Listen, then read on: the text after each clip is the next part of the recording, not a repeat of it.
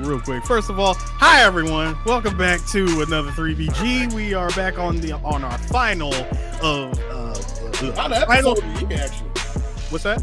Final episode of the year. Not just final episode of the year, but this is the final entry in our journey of cinema. But here's the thing. This one is kind of but this one in particular is kind of a is it cinema? Is it not? We was kind of going back and forth about this because we we had some things to outline, but obviously, Chris, you're edging to tell me something. Go ahead, sir. Let me tell you something about a man named Dick Cheaney. That was it? No, that was it because no, I got him. Go ahead.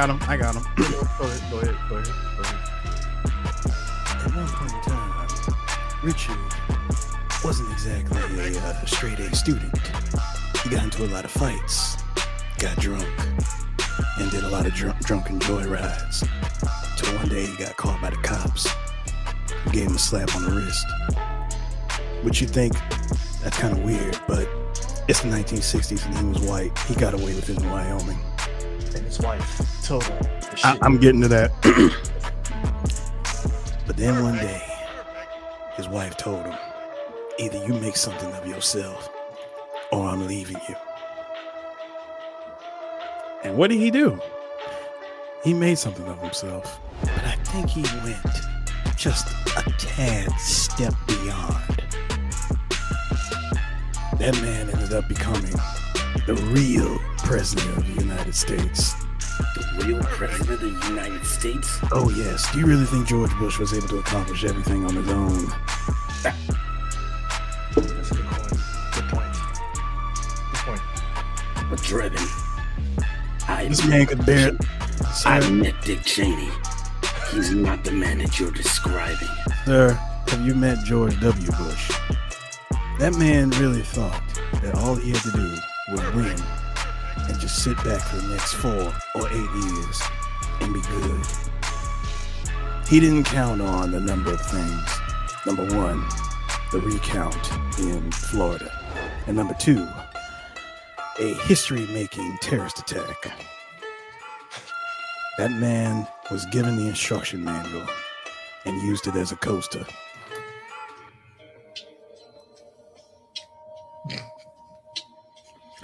Love the fact you're bringing in the music, dude. Konami, But in actuality, Dick Cheaney really was the real president of the United States. That's right, ladies and gentlemen. The real president of the United States was not George Bush. No, it wasn't. It was technically Dick Cheaney. A dude from Wyoming, like we just said, was just a regular dude, not hitting his potential. His regular ass wife said, "Fuck, no, you ain't." And he actually responded well. This is a movie. Chris, if you apply yourself, you can do anything. Hold yourself up by your bootstraps when it meant something. You know what that is? It's called ambition. Yeah, it's something that Americans and Gen Zers are lacking. Okay, I have a theory here. So, not theory, but it's more like kind of observation because we see this a lot. There are some men that or you might have seen where they got their shit together because their lady put them in a if you don't do this, I'm going to fucking leave your ass type of scenarios. Oh, yeah. and somehow yeah. Oh, what you say? Because pussy is very persuasive. Oh yeah, and when Dick's wife was just like, "Hey, if you don't get your shit together, I'm out the door. This is it." First of all, CJ, understand something. It was the 1960s, and you already knew for a fact that women knew that their man is supposed to be the breadwinner. Now, they could be the breadwinner and they could fuck up, but when the time comes, the wife will sit him down and say, "Hey, get your shit together or else I'm leaving."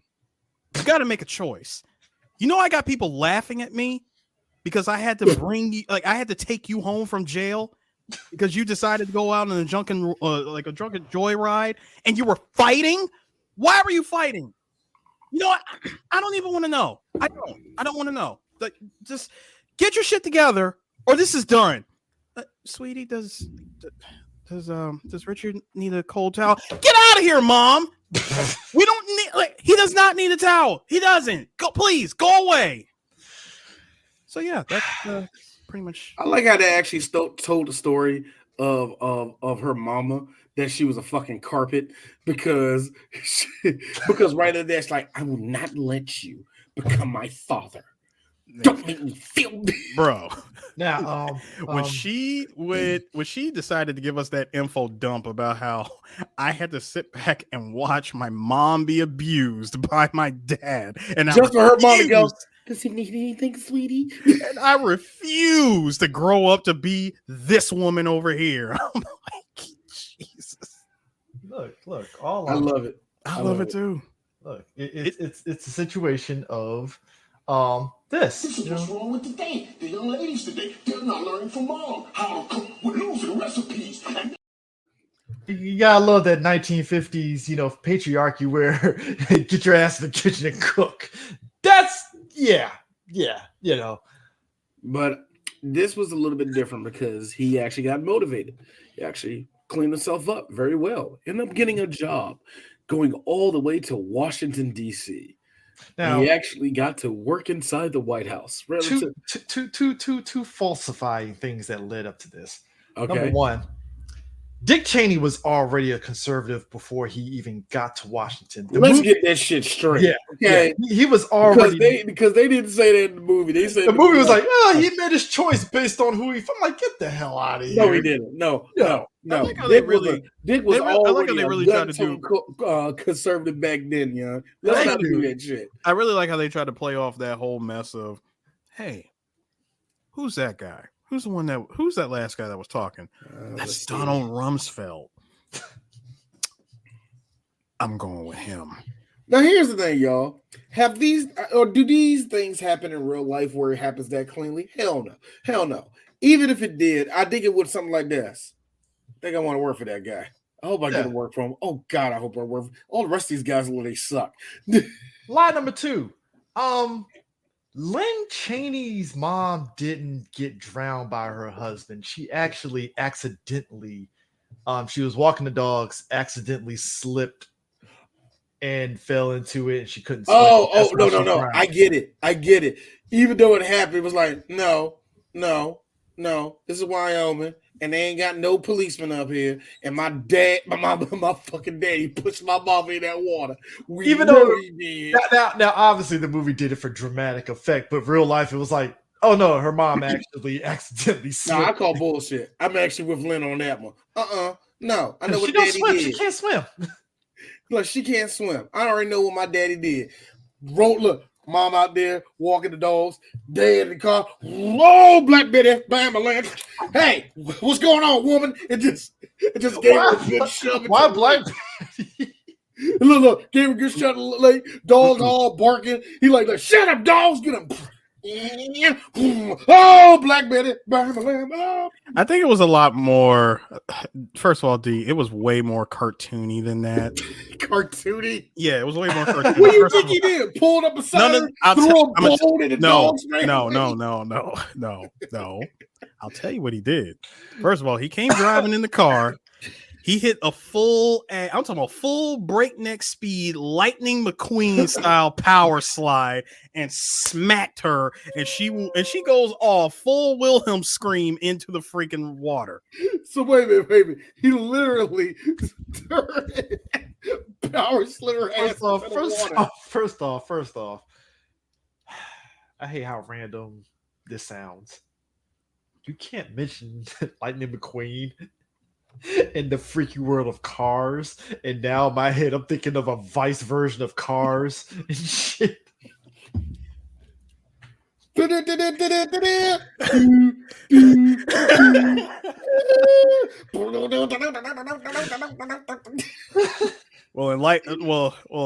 a power slide. Boom. Well, and I would say in Vice's case, my man was fire hopping. Man, right? Oh God. No, but like Dick Cheaney, does this whole movie now? We talked about this offline, right?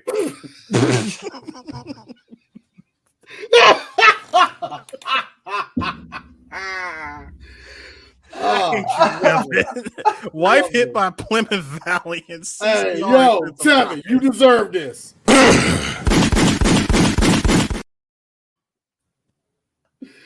You deserve that one. You deserve that But one. this movie, we had talked about it offline, right? Where a lot of people don't see this movie as cinema, in the aspect of people really not digging what this movie was doing because I guess it didn't go hard in the paint enough.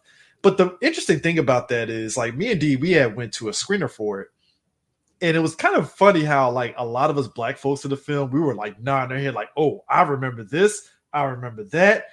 Oh yeah, that tracks." And for at least for us, we didn't sit there, and we felt the movie did a really good job of not trying to like humanize like Dick Cheaney. It was like, oh no, it's satire, but Dick Cheney's a son of a bitch. You like here's the thing. We talked about this when we did actually Downfall last week. Yeah. You're going to have a situation where you do have a polarizing figure who is just that, you know what I mean? So any type of humanity you show, people are going to have this idea that, oh, you're trying to be soft on, or you're trying to make us love him or something like that. Because when we see biographies of any sort, they're usually done in the light of a favorable light. Here's the thing. If you got any sense of humanity out of Dick Cheaney in this, what I got, he's a guy, I want to say friendly. Friendly is not the word. No. I think he can talk to anyone. Yeah. I think that was number one. He can talk to anyone. I think he, believe it or not, is one of those motherfuckers that enjoyed his job. Of course. Like, he enjoyed doing all the moves he did. The Willing and Dylan? He was invested in being a part of the government and all the rest of that. Despite him, fucking... There's a good part. There's a good part of the movie where when he becomes a senator, right? And you see him pressing yay or nay, right? Yeah. Huh. Which also is a little bit false too, because he did vote yay for MLK holiday, but the funny thing is he voted nay for it in the 70s. The 80s he voted yay. Interesting. And John McCain said no. Yeah. Interesting. Thank you for that, Chris. But it's so funny. Some of the stuff that he said no to, the EPA shit. That's why we have fucking forest fires every 5 fucking weeks in this country. Then, like, he mentioned the whole thing about if you notice a lot of the policies that Dick Cheaney and a good portion of the GOP was against in the 90s and the late 80s are wrecking the world right now. And it's one of those things to show that's so funny with Dick Cheaney. That, like I said, if you want to see any humanity, is that he loved his job. He actually really did love his job. Like, Ted Cruz don't love this country. Dick Cheaney loved America. Like, you can tell that he loved America. Yeah, he's going to love it in a fucked up way because why? He's a fucked up individual with power. How is he going to show that? Let's kill them all. That's how he's going to do it. That's how he's going to do it. I don't think this movie the only thing they did was also, real talk, hate to say it, Chris, he loved his daughters. But hold on, though. But here's the thing. Go ahead. It's a son of a bitch. But here's the thing. He loved his daughters, and I like that the movie showed, like, oh yeah, his daughter's gay. He supported her, right? But here's the flip side to it. The shitty part of it was when his other daughter was trying to run for Wyoming, the idea of a Cheaney still in power, it overrode any humanity that he had, because he was like, yeah, go on ahead and say you don't support gay marriage. Fuck it. It is what it is. And it's like, oh shit. Like, yeah. Oh, okay. I was also going to add, again, very much like how Liquid Snake says it. Oh, you didn't think you got this way all by yourself, did you? Cheaney had to learn from somebody. Oh yeah. Of when it came to being the son of a bitch that he is. Rumsfeld and Kissinger. This man had, like, day one, taken under the wing of at the time, young Donald Rumsfeld. Which I gotta be honest, like, look, Played by Stephen Carell. here's the Who thing. is probably the second best person in this whole movie, to be honest with you. Outside Christian of Bale. Outside of Simmons, he's the best. He's the next best thing in this movie. Yeah. Like, here's the thing. During my tenure in the Air Force, that was my boss and stuff. When you go up the chain of command, Carell nails Rumsfeld's like mannerisms and shit. Doesn't look like Rumsfeld at all. Just No, putting not that at out all. there. Not at all. But he got the mannerisms of Rumsfeld. Like, oh yeah, that's Rumsfeld. Yep, that's him. That is him. Again, the face. When he does the Rumsfeld scowl, I was like, scowl too, nigga. I was like, God, that is him. I'm like, that's totally Rumsfeld. The one thing that gets me is this move. He does this great. He does like 5 times the move. This move. What are we doing? Donald Rumsfeld didn't have that same tone, but it's the exact same hands crossed, looking to like, again, if there is one thing that you can tell with a lot of people who are in power, certain people in power love the country. You can kind of tell that Donald Rumsfeld gave a fuck about America. He really did. I mean, look. When it comes to him, especially when it comes to the military, yeah, it's on point. And I think this movie, despite the satire, it still nails like what we know of how like they did a good. I guess they did a good job. McKay did a good job. The director of this movie, he did a good job of really positioning Rumsfeld, Cheaney as like, how did this guy do what he did behind the scenes? And he's always using that look too. That look is like, Sorry, son. You're a Negro, and I called the cops before I could react. I'm sorry. I know you didn't commit a crime, but I'm gonna need you to leave as soon as possible. guys, The authorities are on their way, son. I gotta ask you this. That's a guy that shot another dude in the face and made that motherfucker apologize. All right, first off, that's false. He didn't make that motherfucker do anything. Okay, maybe he did, but Y'all want to know this is one of the coldest, coldest stories in politics, young, in American politics. They was all going quail hunting in the middle of Texas. Dick Cheaney, for whatever reason, shot directly. the movie. Directly I think the in movie. my face. I still feel the movie was an accurate version of it, even though, like, I really feel he just said. And I love it. Jesus Christ. Jesus Christ, Dick. And Dick, like, what are you talking about? This man got shot in the face. Weeks later, I like to apologize to Mr. Cheaney. I didn't mean to jump my ass in front of your fucking bullets like that.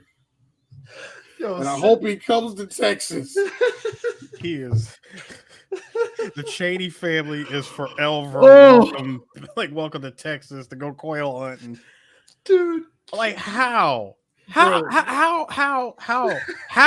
God's earth? Wait, how on God's earth do you get away with something like that? Let me tell you something. Hold on, let me tell you something. If this was Earth 584, the three of us that you see here couldn't still never get away with that. Harris, I'm just gonna say this. If you're out with I'm not gonna use none of our friends' name. I'm just gonna use his Tyrese. I don't know. If you're out with E and E stabs you, like really stabs you, I don't want to hear 4 weeks later, hey yo, E, I apologize for it to get to the point where you had to stab me. I know this caused you great stress. Eris, you almost died. It was my fault, D. At that point, two things. A, he knows where all your bodies are buried. Or B, I don't know what bitch hopped in your heart, but it's there now, and I have questions. So that's what I'm saying. Dude, Sinbad has the He had funniest. something. Look, it's because Dick Cheaney had power. and a whole lot of power in the GOP. Like, okay, here's this. Imagine the power that Donald Trump has in the GOP, but he actually worked in the right way. That's pretty much what Dick Cheney did. There's a reason why Dick Cheney, when Trump got elected, was like, that motherfucker's gonna kill us all. And that's Dick Cheney saying that. Like, that says a lot when he's like, Dick Cheney was like, this son of a bitch is gonna ruin everything for us. Can't believe it. The GOP has done everything. Gladys, yes? I think perhaps I should go to the hospital.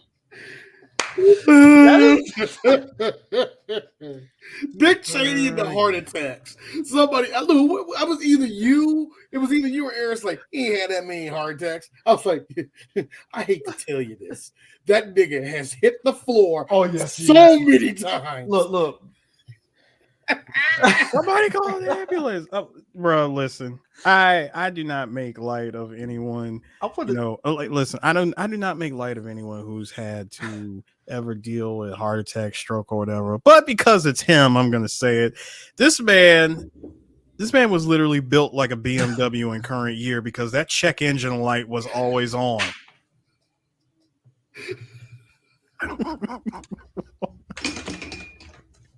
Man was built. Nigga was built like a motherfucking.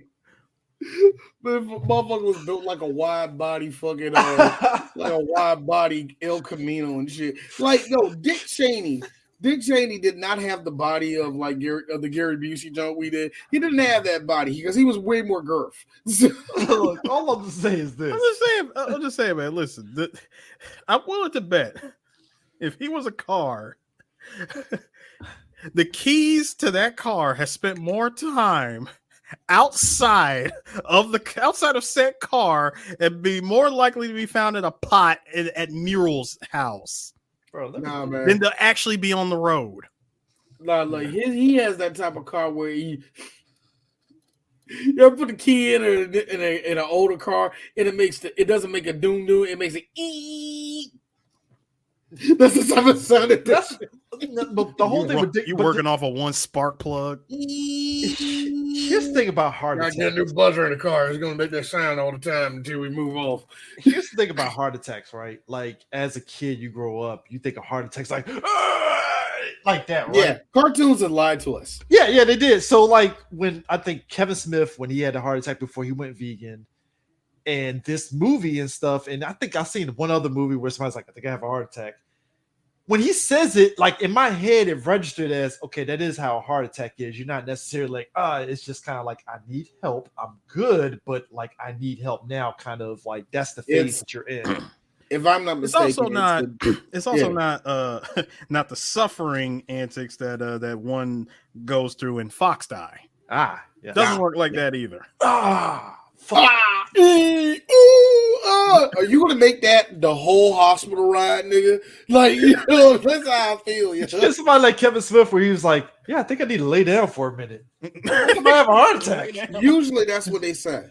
Like, it's funny, but it's like I think when he described it, he was laughing too. Like, I just thought I just need to lay down for a minute, and then he's like, I think I have a heart attack.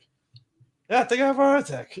Like, I always feel like there's like now the one nobody wants to have. Like a heart attack is God trying out there. Look fatty, can't breathe, huh? That's God fucking with you.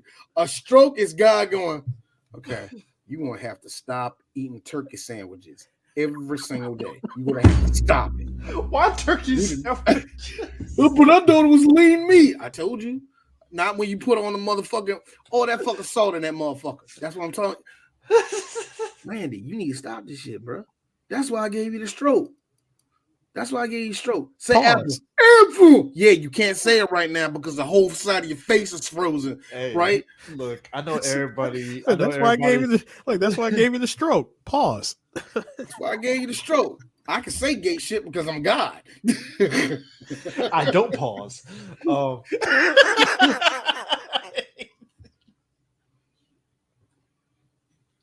I love us here at 3 Black Geeks. 3 Black Geeks. Like, comment, subscribe, and hit the notification button. Visit us at 3blackgeeks.com. Now We're updated. currently doing more blogs, and we are currently also make it very known that we are film critics. So, But we will shill for Joel the Bump Silver. Shut up, Chris. They're not don't supposed need to to know know all that that. don't need all our crap. Anyway. I mean, So anyway, luckily for Dick Cheaney, I love this one part where he's working in the White House and he sees what's going on with everything in the world at the time, right? Get your damn dog, nigga.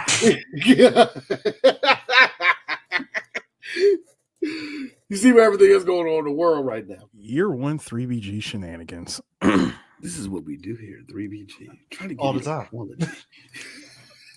Quality sound. But anyways, no, I like how back to the war. But for real, like the whole war was going on, and he tells Donald, like, I just got a question. I'm just questioning all this. What do we believe? Like, what do we What do believe? you believe in?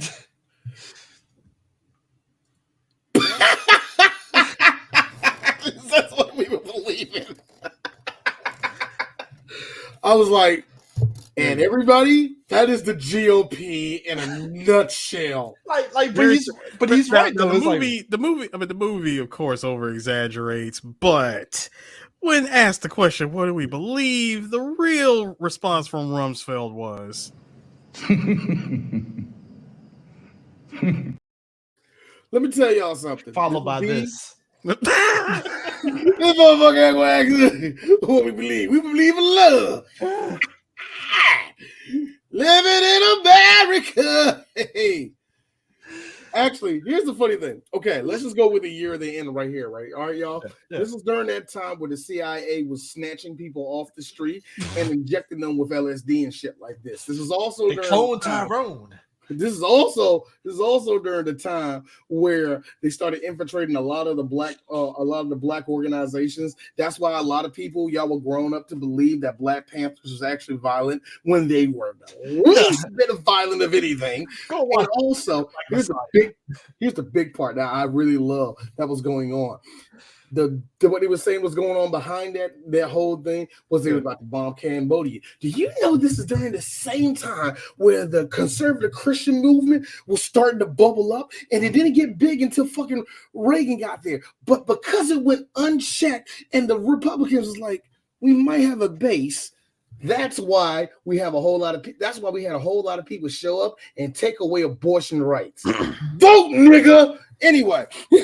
Also, I did love that during that whole Cambodia thing, Cheaney is like pushing out Henry Kissinger. Fuck that dude, by the way. Yeah, fuck that nigga. But like, hold on. Mm-hmm. Cambodia, yeah, fucked up.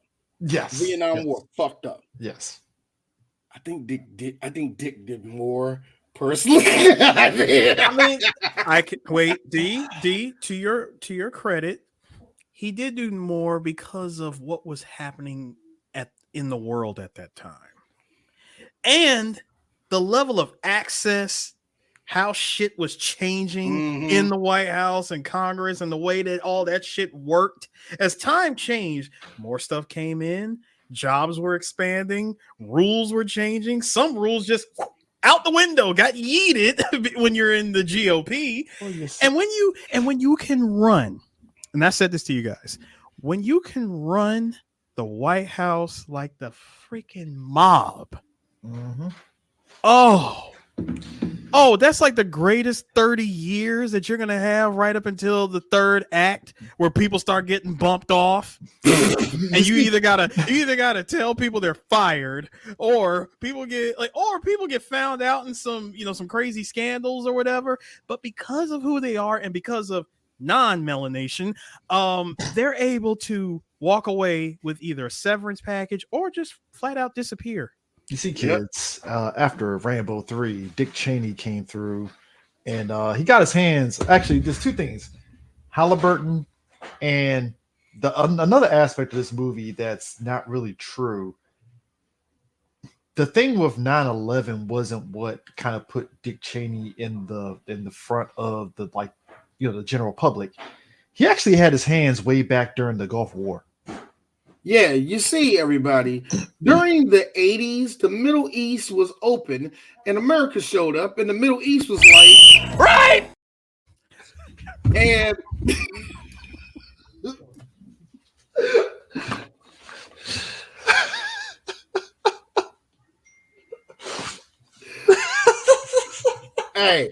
hey, I didn't make this world, y'all. This sucks, man.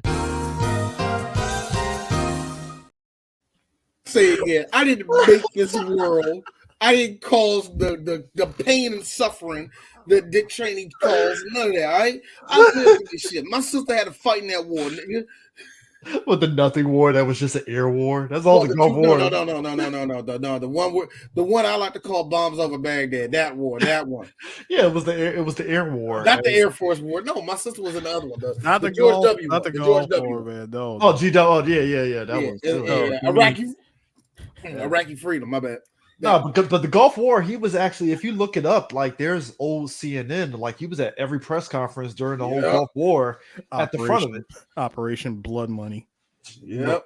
Look, everybody was taking advantage of the Gulf War, but like to be honest, once Halliburton became a thing, and he got like, didn't he get like 25 million? Like just stepping away from Halliburton, basically. It was 25 million. Here's the funny thing.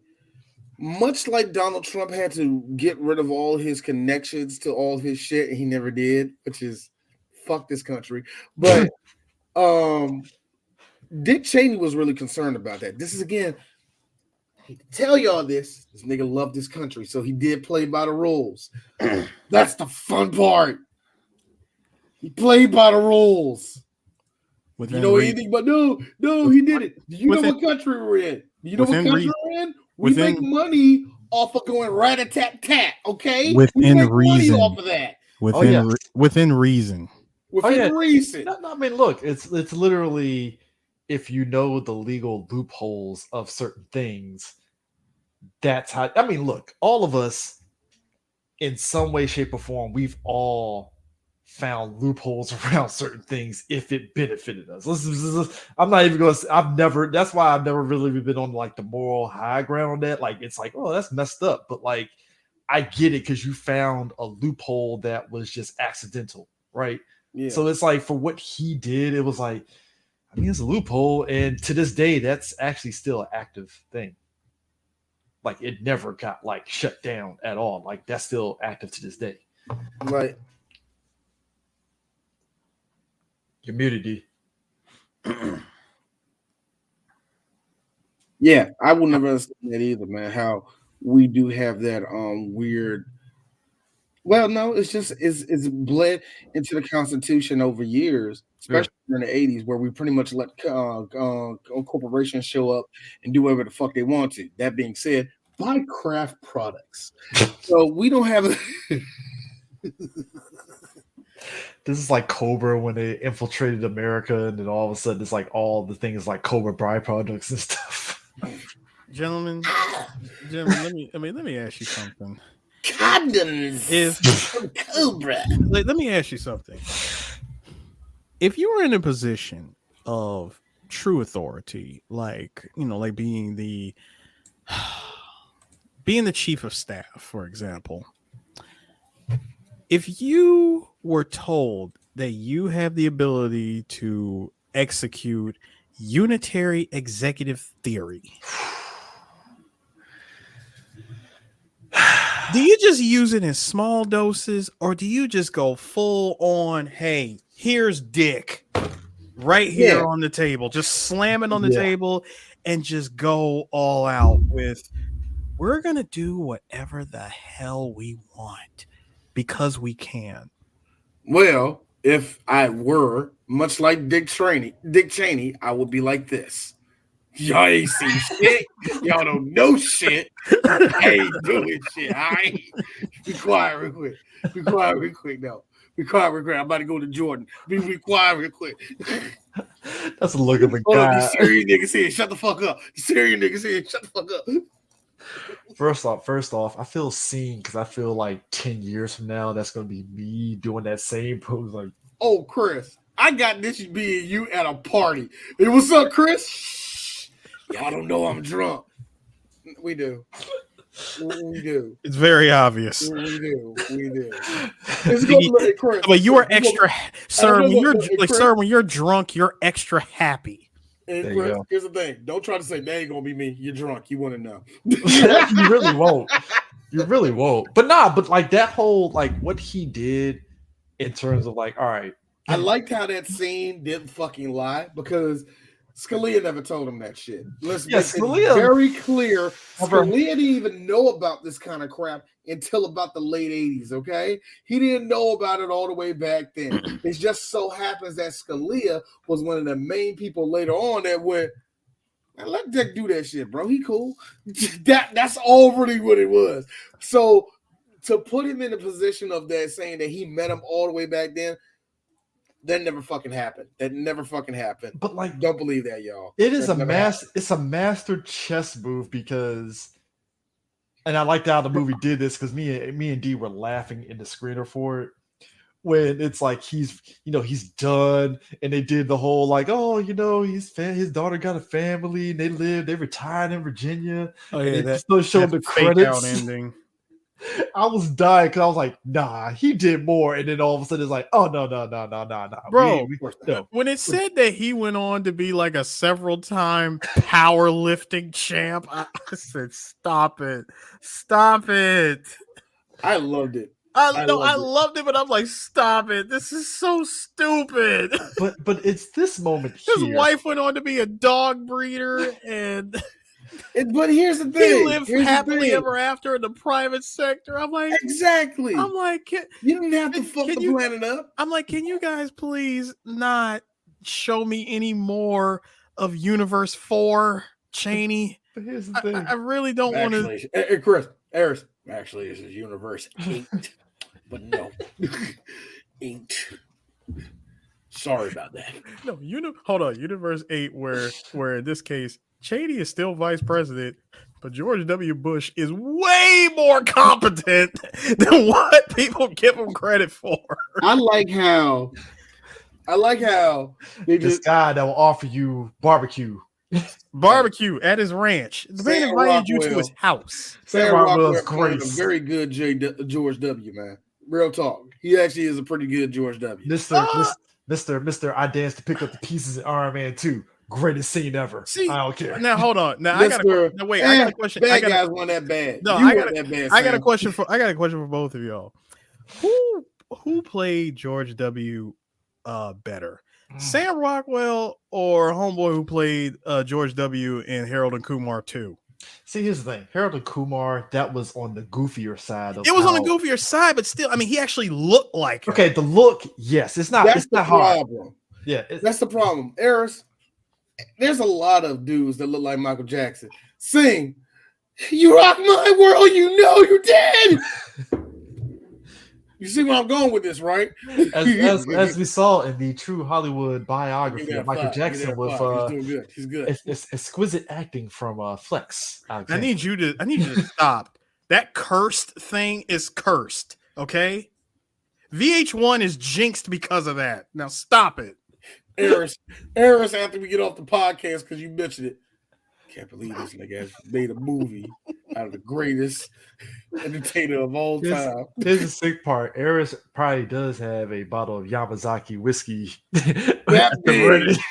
Got an eye patch. Why you got the eye patch? Here's Eris. You don't even know what me and my wife be doing, nigga. Shut the fuck up. Here's me. She be wearing it, and you be like, yeah, nigga, it's the whole little. Okay, you're cruising, dojuzin or whatever. It don't matter, dude. Nah, nigga, Baki for guilty. You gonna try to get nah, y'all don't even know what we be doing. Hey, Chris, here's me. Don't touch my snake. Here's me. Eris is the one dressing up as it. What do you mean he's doing it? Look, that ain't in our business. As long as they make a baby, we need to be happy for them. Okay? I will knock on the door. That's what we need to do. It's not be negative niggas. Here's the sick part. I knock on the door. Eris has the fucking Eddie Murphy, tight pants on like him, and has no shirtless. And I'm like, yes. What's going on here? And he's like, don't worry about it. I was like, well, here's your DVD.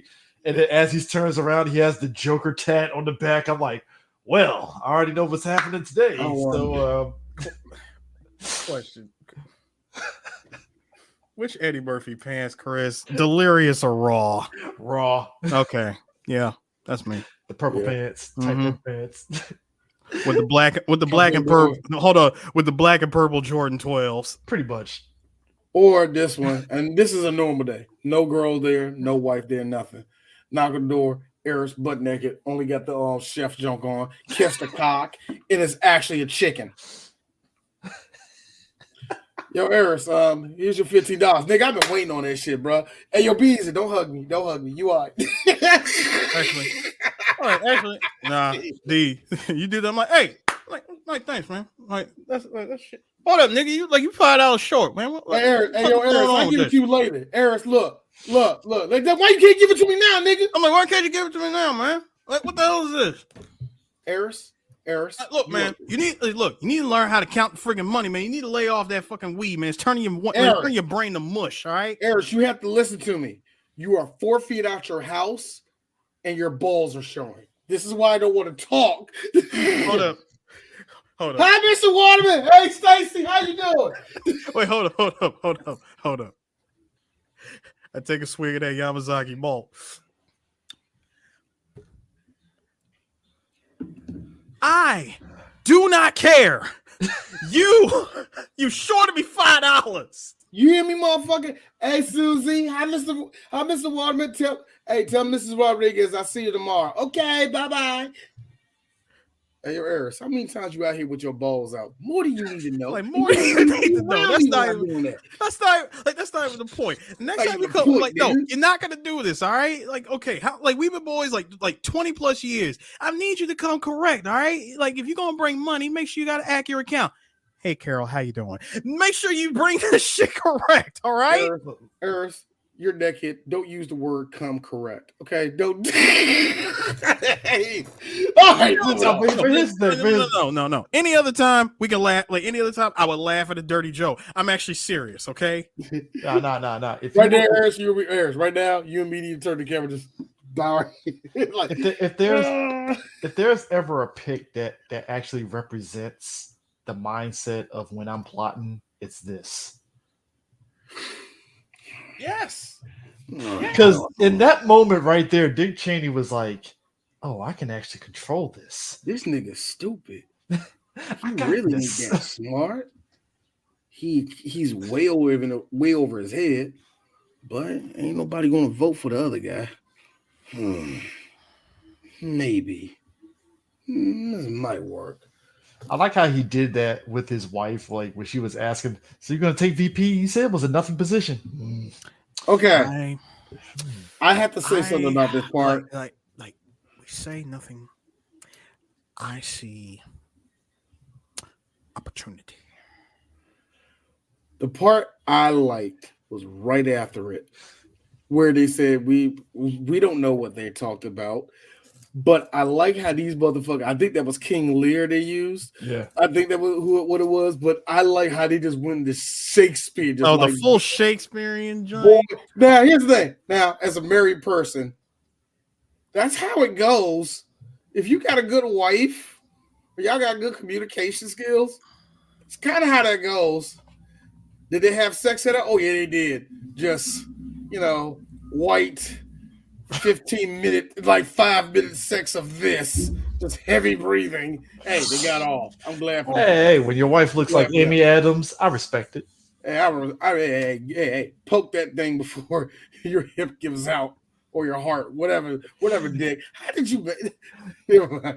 Don't ask questions, D, that you don't want the answers to. I don't want to imagine that scene. All I need to know is this: when you was done beating that pussy up, this is what he said. What's up, baby? Talk that shit now. Followed by. Yeah, I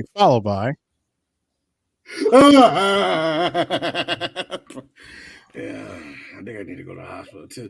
Damn it, Dick, we can never have sex.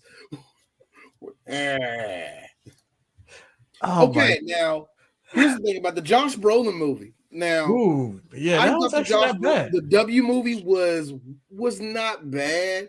Here's the funny thing: I felt like that did more to humanize George Bush or any other media. I felt like that kind of humanized him a little bit too. He's just a dumbass, so we have to humanize him. We Like, got wow. W.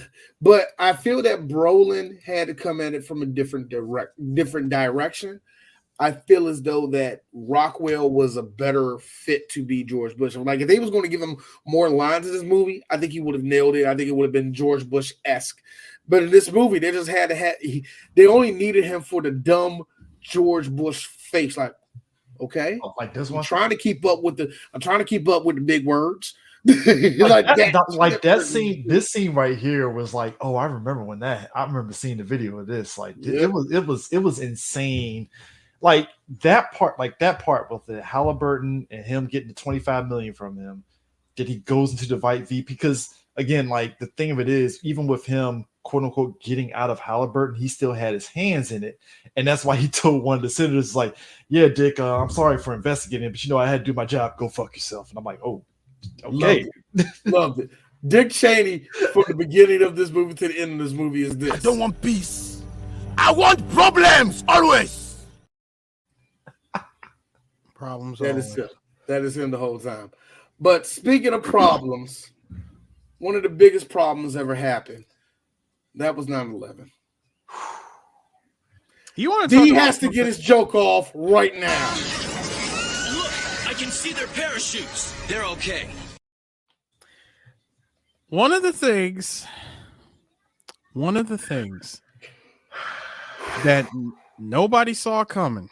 Nobody saw that coming. Sir, Was the second plane. Oh my God, Jesus! Oh, stop it, CJ. The low-hanging fruit. Stop. Because you didn't see that, did you? No. Well, technically, one person did, and that was Bush's predecessor, because like the man did leave him an entire dossier explaining. Well, when you're busy doing this, yeah. That kind of how do you like? No. When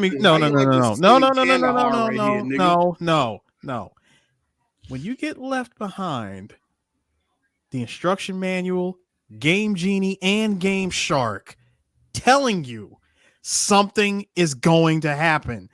I tried. Congress stopped me. The public stopped me. Everybody which way was trying to get me out of office because I got a blowjay. But here's the funny thing. Like I was this close. This close. But you gotta remember Rumsfeld's attitude about, because again, the intel was basically if they jumped on it, ISIS would never have happened. No, yes, you're right. They are responsible. They're responsible for. They're responsible for creating. For creating ISIS. They're hella responsible for that. But at the same time, sir, all of that could have been avoided had you just read page 1. That's it. He just looked at it like, it's at the bottom of the pile. We'll get to it later. Sir, this is not the yellow pages that you get when you first moved into your new home. You don't just grab it, put it in the freaking cabinet, and say to myself, I'll look at it later if I want to order takeout. You don't do that. Dude, Russell's attitude when he sat there and said, when somebody was like, what about this guy here? It's at the bottom of the pile. He's small fish. We got big fish to fry here. Like, what are we doing? They always do that. America's always had a historic habit of doing that shit, just putting off us killing people for no reason, man. Do you know what happens when you give somebody who didn't ask for it a platform? Mm-hmm. You get ISIS. Well, see, here's the thing. The shitty part about it is that man was on his way to kill Bin Laden's mama. That was a funny thing. One Colin Powell, played by Tyler Perry. Colin Powell, pretty much, he, in the grand scheme of it all, he got thrown under the bus hardcore because again, he's a guy, he's a soldier, he's going to follow orders. And he was like, are you sure this intel is right? Like, is it all right, cool. This is what you're telling me. This man sat up in front of the United Nations and started singing some lies. And you know, it sucks. I mean, this frame hurt. Because if y'all know what happened in real life during this time, Colin Powell just sat up there and ruined his whole reputation and all that just to back up something that wasn't true, and it got us to in Iraq.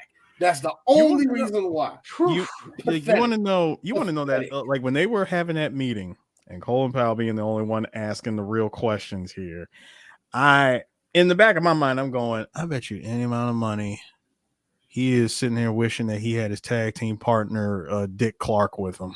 Dick Clark. I mean, because how many times during like in the aftermath of 9/11 that Clinton said, read Richard Clark's book explaining everything that led up to 9/11. Mm-hmm. No, it's like that whole time, I swear, Colin Powell was like, "Oh God, this is what happens." Like, I don't have my tag team partner, and it is not even so much that. What happened was, now, correct, Eris. It's interesting that you mentioned the blowjob thing. No, it wasn't that, because George. What happened was, I know. First they said he was obsessed. No, first they said he was obsessed with trying to go after Bin Laden, and then after he gets out of office, they said he didn't do enough. All right, Eris, that's not what I'm doing now. Go ahead. I'm sorry. This is what I'm trying to say. Basically, what happened with George, what happened with Clinton was that Clinton slowed down fucking progress. Clinton started giving money to the minorities. He started cleaning up a whole lot of the debt that we didn't want to clean yet because we still, got our money in different places. What the fuck are you moving shit for, Bill? So they needed to open it. Their opening was just that. This dude like blowjobs. Just enough of the country is still freaking super Christian enough where we can push this shit and just waste time. During the wasting of time, do you know the fucking laws that passed in this fucking country during that time? A whole lot of shit that set up a whole lot of the bullshit that we are still dealing with today. So by the time they got in there, all they had to do was press buttons. Nigga, they have been on demon time since that COP has been on demon time. They knew what they wanted from get-go, young. They already knew what they wanted. When it came to policies, where the money's going, who's making money, where's the money coming from? That's the whole reason why they wanted to end the way into Iraq. Because why? That's a lot of fucking oil fields that we can fucking control. So let's do that. There was when I went, like, you would have to be alive, y'all. And I know most of y'all that are looking at the show, listening to us, you would know y'all were probably alive when it happened. But for the love of it, you had to be in this city. You had to be in DC to know the dumb shit that these niggas was doing, bro. But like every day it was something, bro. But like one of the biggest things is like, okay. I didn't mind Tyler Perry as Colin Powell. I'm trying to think of if anybody else. No. I don't think he was asking. He was asking, was Colin Powell himself mad about that cast? I don't think he probably cared. He was just like, all right. Colin Powell was like, I just want to go home, be forgotten. Tyler, Black race don't talk to me. It's not like Tyler race don't talk to me. So what I'm gonna do? I ain't got my people no more. I wanted to mention that, by the way. Before they had him be the scapegoat. Remember, they tried to soup his head up, thinking that he was going to be next in line to be president. That was a moment. Isn't it funny how 12 months could just change all of that shit? You know what's so funny? The GOP had another moment where they could have did it, but they didn't work it right. That was with Herman Cain. I ain't say what you will. Herman Cain was an idiot. That nigga could talk. And then he lived his rhymes, said F those masks, and then died of COVID. So when it stopped fucking them white bitches behind his wife back, it happens, bro. And then the next thing you know, natural selection. Hey, what you want to do? Hey, what you want to do, man? Just another nigga bite the dust, man. How ironic was it? He was at a Trump rally a week earlier, and then it's like, oh, COVID. Oh crap, he died. Damn. Like that was like, I shouldn't be laughing, but it's just the irony. No, Chris. Irony is Jay-Z saying, I'm not black, I'm OJ. That's the irony, okay? That's irony. What happened to Herman Cain was God's retribution. Okay, so that's a little bit of difference. Sorry. It was God hitting the limit break in Final Fantasy. Oh, which one? Oh, the Tifa one where everything was a hit. Okay. I bet you said limit break. Limit break his motherfucking immune system. Yes. No glucose. Like I said, no calcium. dolphin flip. And then Was it Final Fantasy VIII with old boy? 7, the Tifa limit break. No. Because you remember, okay. I have a love-hate relationship with FF8. I think a lot of us do. It's an abusive relationship. I don't know why we keep doing this to ourselves. FF8? Yeah, with the junction of the junction. No one likes that. Squall. That's what it was. Yeah, that one. Yeah, again, that's I actually was pretty good at that game. I was. D's a shame, and D forgot how to play it, and I'm glad I forgot how to play it. It's an abusive relationship because it really is. But anyways, one of the characters, I think Zell, he's basically the Tifa of the game, and it's the same thing, but I think they took the dolphin move from 7 and put it in 8 as one of his, like, but you had to do Street Fighter moves for the character, and that annoyed the hell out of me. It's like, I gotta do quarter circle 4 moves now? What the hell is this? Like, but that's, that in a nut, but going back to it, but in a nutshell,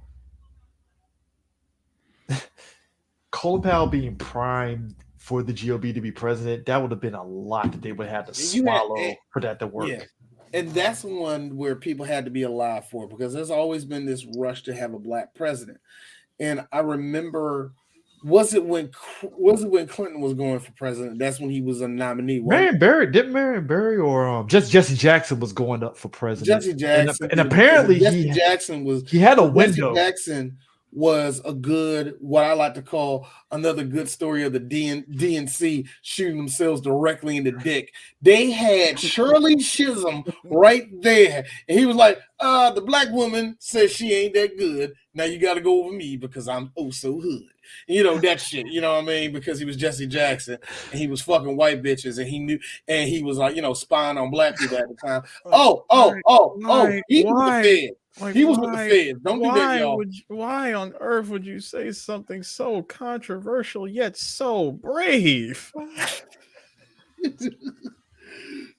Thank you, Harris. Why? Why would you say that? That being said, y'all, because they had the opening to get into Iraq, you know what America did, what it does best. Yes!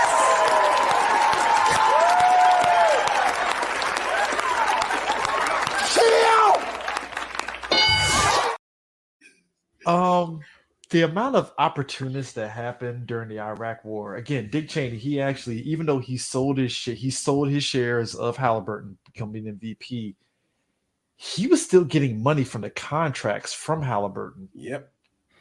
That is that's called a loophole, sir. Yes. Yeah.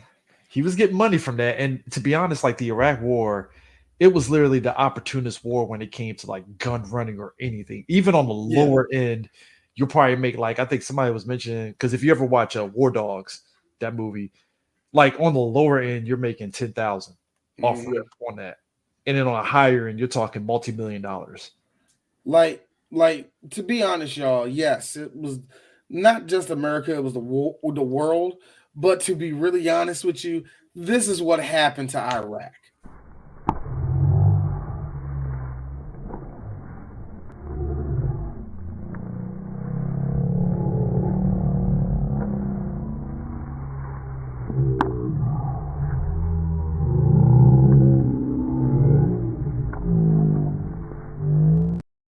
That's enough of that.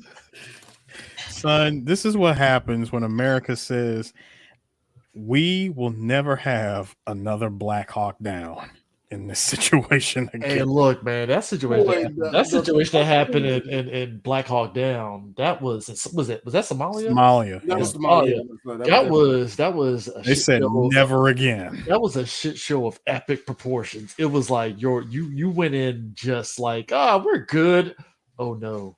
I mean, think about it. That's like imagine, if you will, you went in to enemy territory and your B-52 got taken out by some grunt.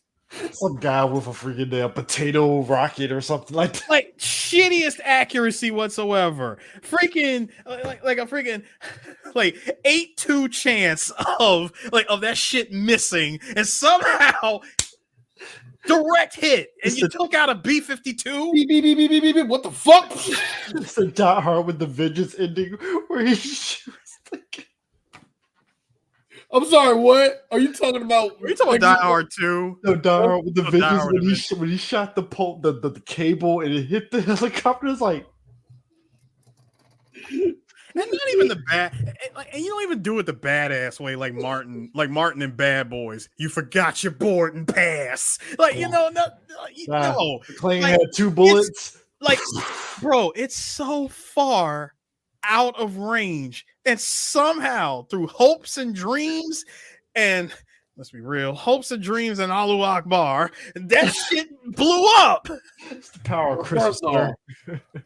Well, first off, guys, don't worry. Look, I can see their parachutes. They're okay. So, I cannot stand you, Dwayne. Thank you. hey, don't worry, Ears. I'll beat myself up. What's that, Nick?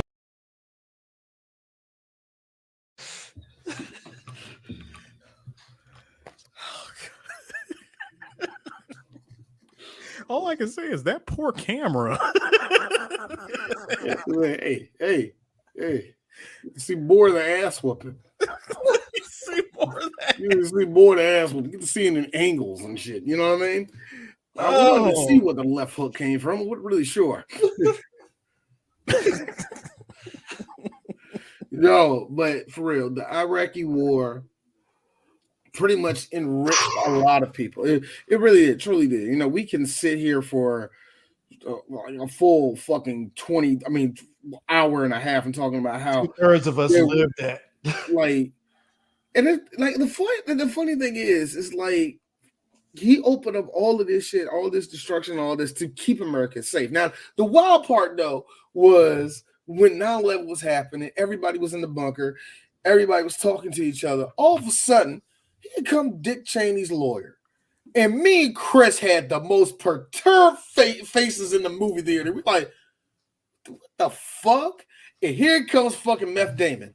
Now, why would, of all these people doing different things, why is his lawyer in here during this whole, like, yo? Sir, first of all, that was not Meth Damon. That was, in fact, Todd from Breaking Bad. That's why he's caught. I get it. But that was him. Feelings is feelings, whatever. Clemens. He's actually a really good actor. He's a very good actor. He's good everything he gets better in. You know what I mean? Hang on. Let me tell you something. He's a very good actor. We definitely started to see that 30-year-old plus weight coming in from that movie. Fast forward to El Camino. Fast forward to the Irishman. I'm like, oh, so you just put on them pounds and never took them off, huh? No, he didn't. No, what was the movie I seen him in where he was like? Was it the one where they transform into the what is the Canadian Sasquatch? Yeah, I know. I forgot the name of that shit. There was an episode. You know what I'm thinking of? I'm thinking of the episode of Black Mirror. I'm thinking of the episode of Black Mirror where he was playing like every fucking incel. It was the episode where it's like, nigga, all the girls are kissing you. But the one thing about the whole thing with 9/11 that definitely wasn't true, and the movie tried to do it. Him and Bush were on the same page and not doing airstrikes on any planes. They did say that, hey, if it gets to that point, yeah, sure, get a jet to shoot down a plane, but they never ordered any plane to just shoot any jet down when 9/11 hit. No, that wasn't true. That wasn't true either. Like, and the other thing, that was another thing that wasn't true during the whole 9/11 thing. I don't think they said his lawyer was. It's something a little discrepancy about the lawyer being there. Yeah, and the reason why, and a lot of people think the reason why is because. The only reason why they mention that is because Dick Cheney started invoking shit in the middle of a crisis where it's like, what the fuck does that have to do with anything? Where it was more of him setting up his power during that time. I would also like to point out when he said, "You have permission to shoot down any aircraft that you deem a threat." Hey, Richard, here's a question for you.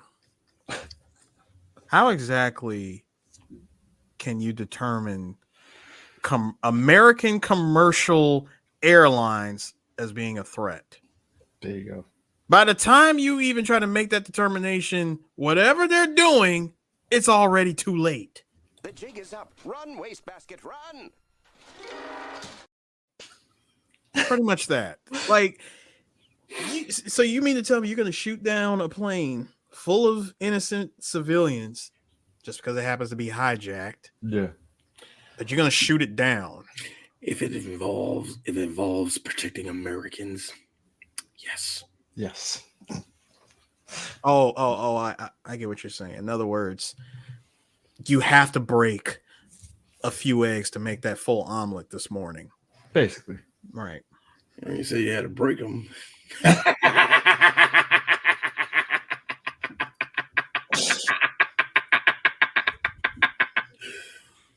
And the longer they do their little, that means like, oh, he ain't joking.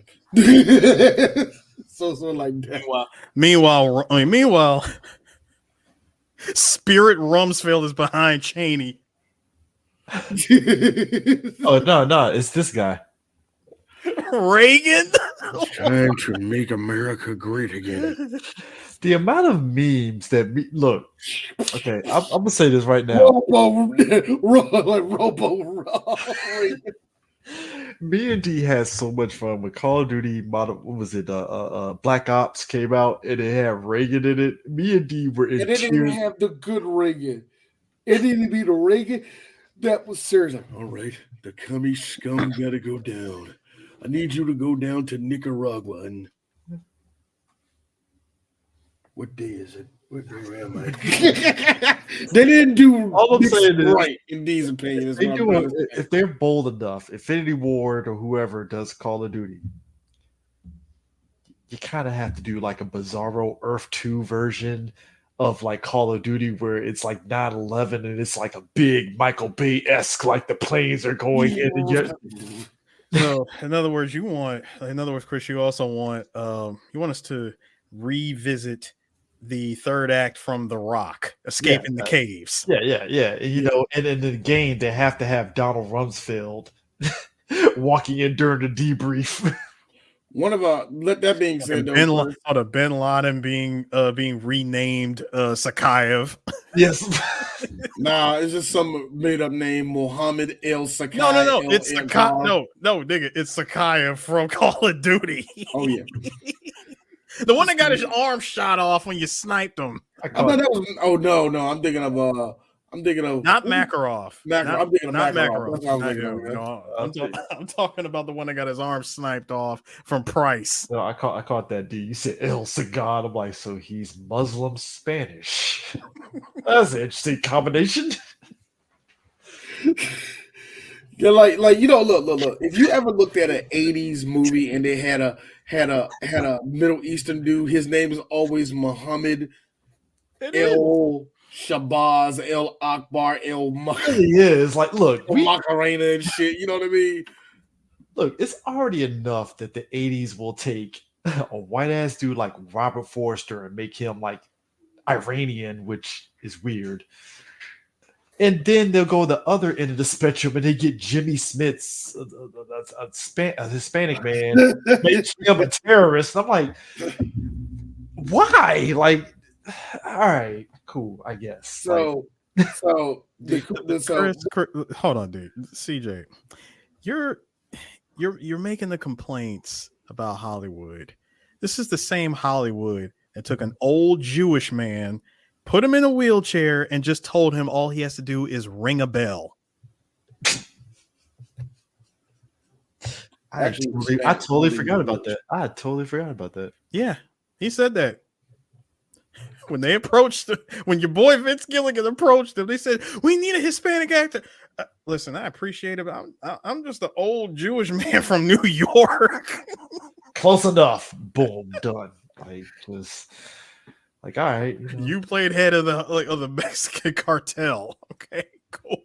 Giancarlo, Hollywood, ladies and gentlemen. Giancarlo, what do you think? Excellent. I'm all right with it.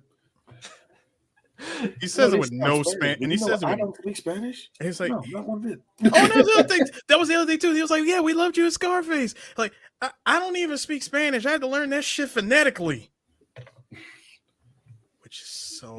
It just makes watching his scenes of Scarface so much better. Big man. No, not him, Alberto, sir. I know. I'm just saying, like. I can't. Hey, Chris, look at me. What's that, Nick?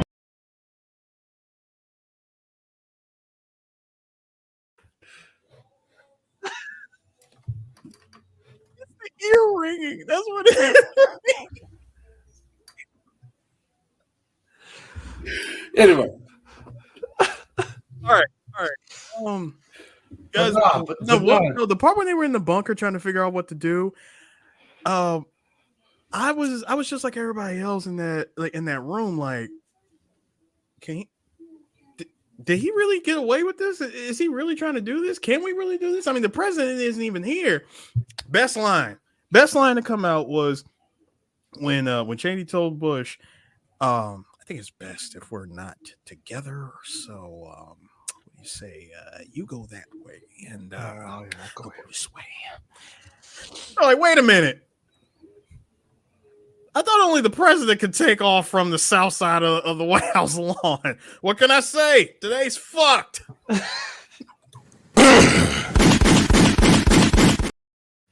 Dick Cheaney didn't give a single iota. The second those towers went down. All right. And I've been waiting, baby. People to understand that there was a lot of when like, okay, this because I think it was like right when Obama's second term hit, they did basically expose on like 9/11, and I think a lot of the redacted stuff from the reports actually ended up coming under like, oh, they can actually not be redacted anymore, so we can actually say everything. And really, what 9/11 boiled down to, it was incompetence. Because they were warned multiple times that this is going to happen and you need to do X, Y, and Z. And everybody's like, nothing's going to happen. We're America. We got bigger fish to fry. Bump that.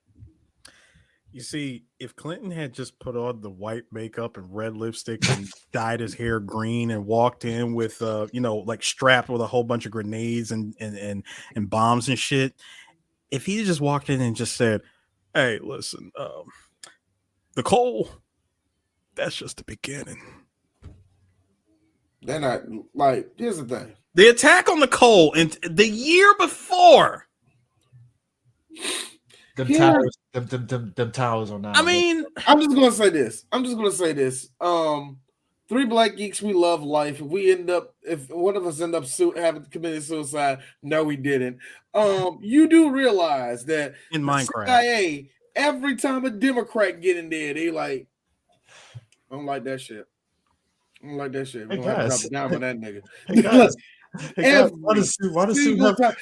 Look, and somebody's probably telling me, well, what about so you trying to say that Barack Obama, he was for it? No. See, Barack was different. See, Clinton was going to unleash the hounds of hell like fucking Barack Obama. Barack Obama had to kill a good 14,000 people before he got access to drone strikes and shit. Once you get that 25 kill streak, you launch some drones. Done. That was. Damn, how we kill? All right, we're gonna ration this off. No, we're gonna ration it. All right, we just can't blow it all in one battle. Okay.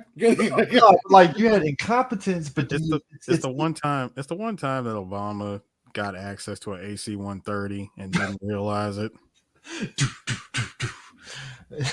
I unlocked this.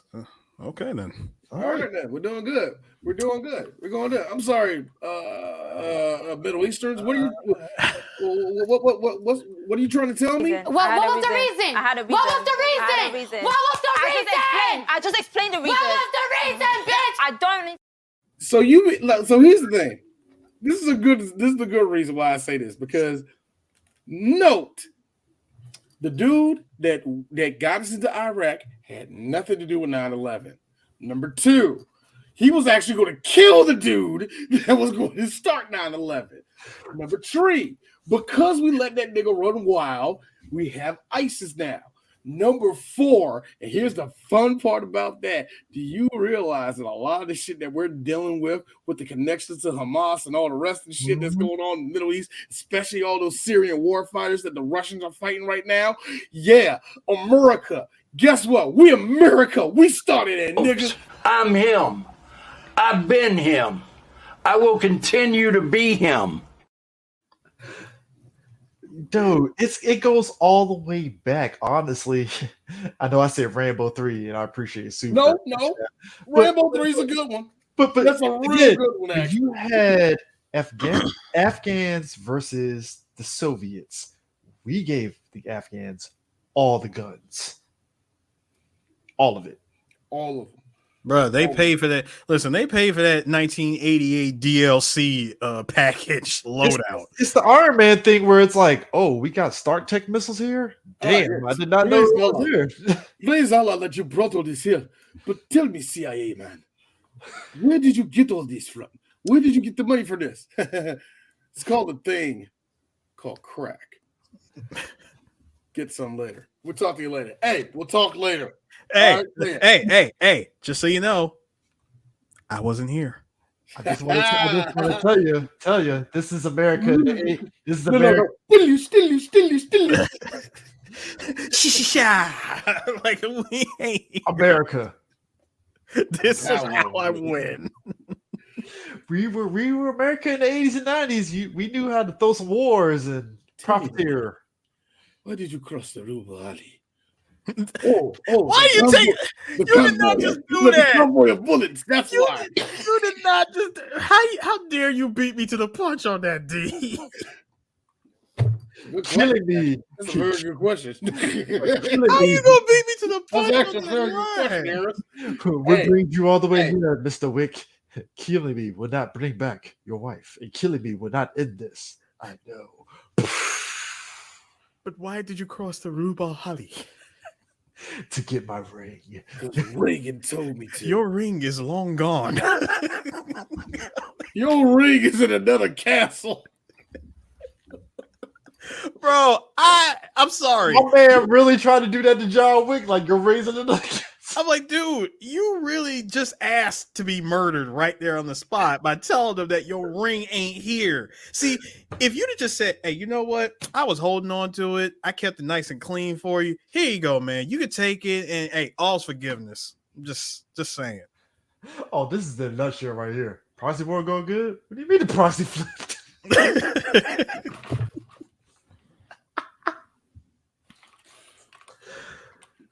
Hey, Syria. Look. It's just a couple of people in your country. We'll take care of them, and we'll give you guns. You don't mean that shit. You just running your mouth.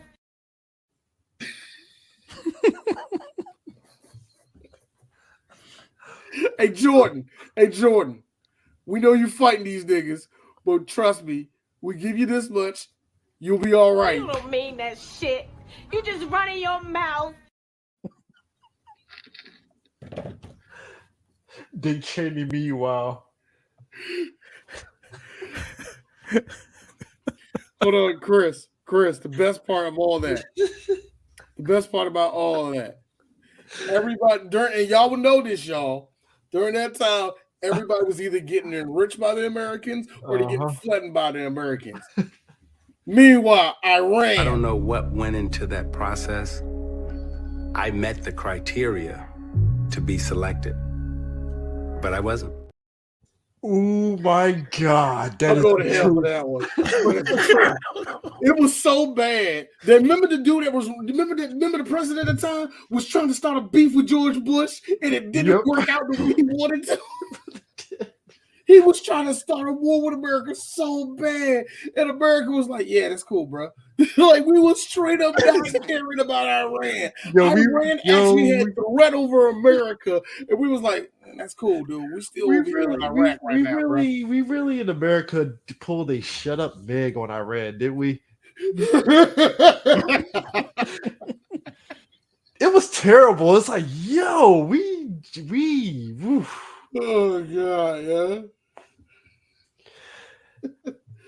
America ain't shit. I swear, this country, we ain't shit.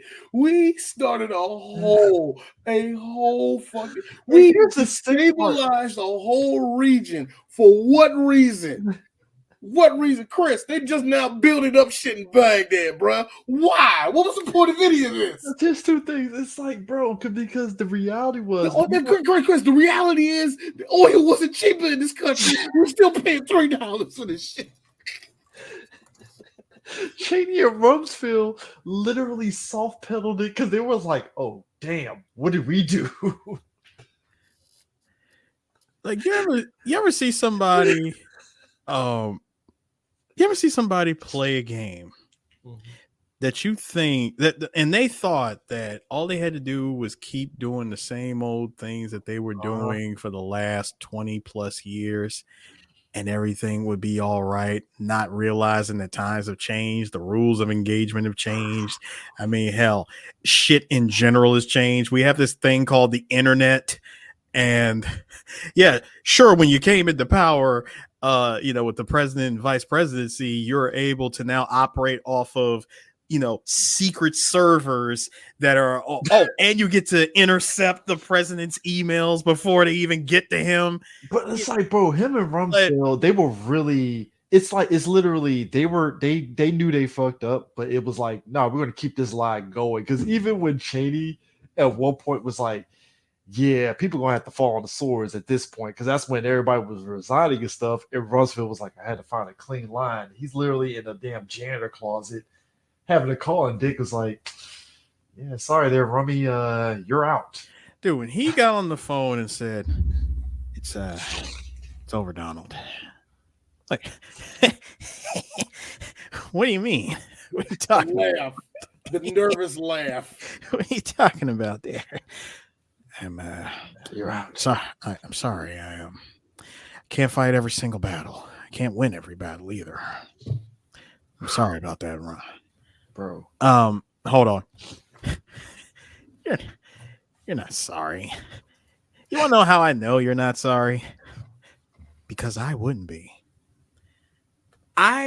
This was such a missed opportunity to me if Cheaney had said right after he told him, I wouldn't be if I was in your position. If Cheaney had just said, well, I did learn from the best.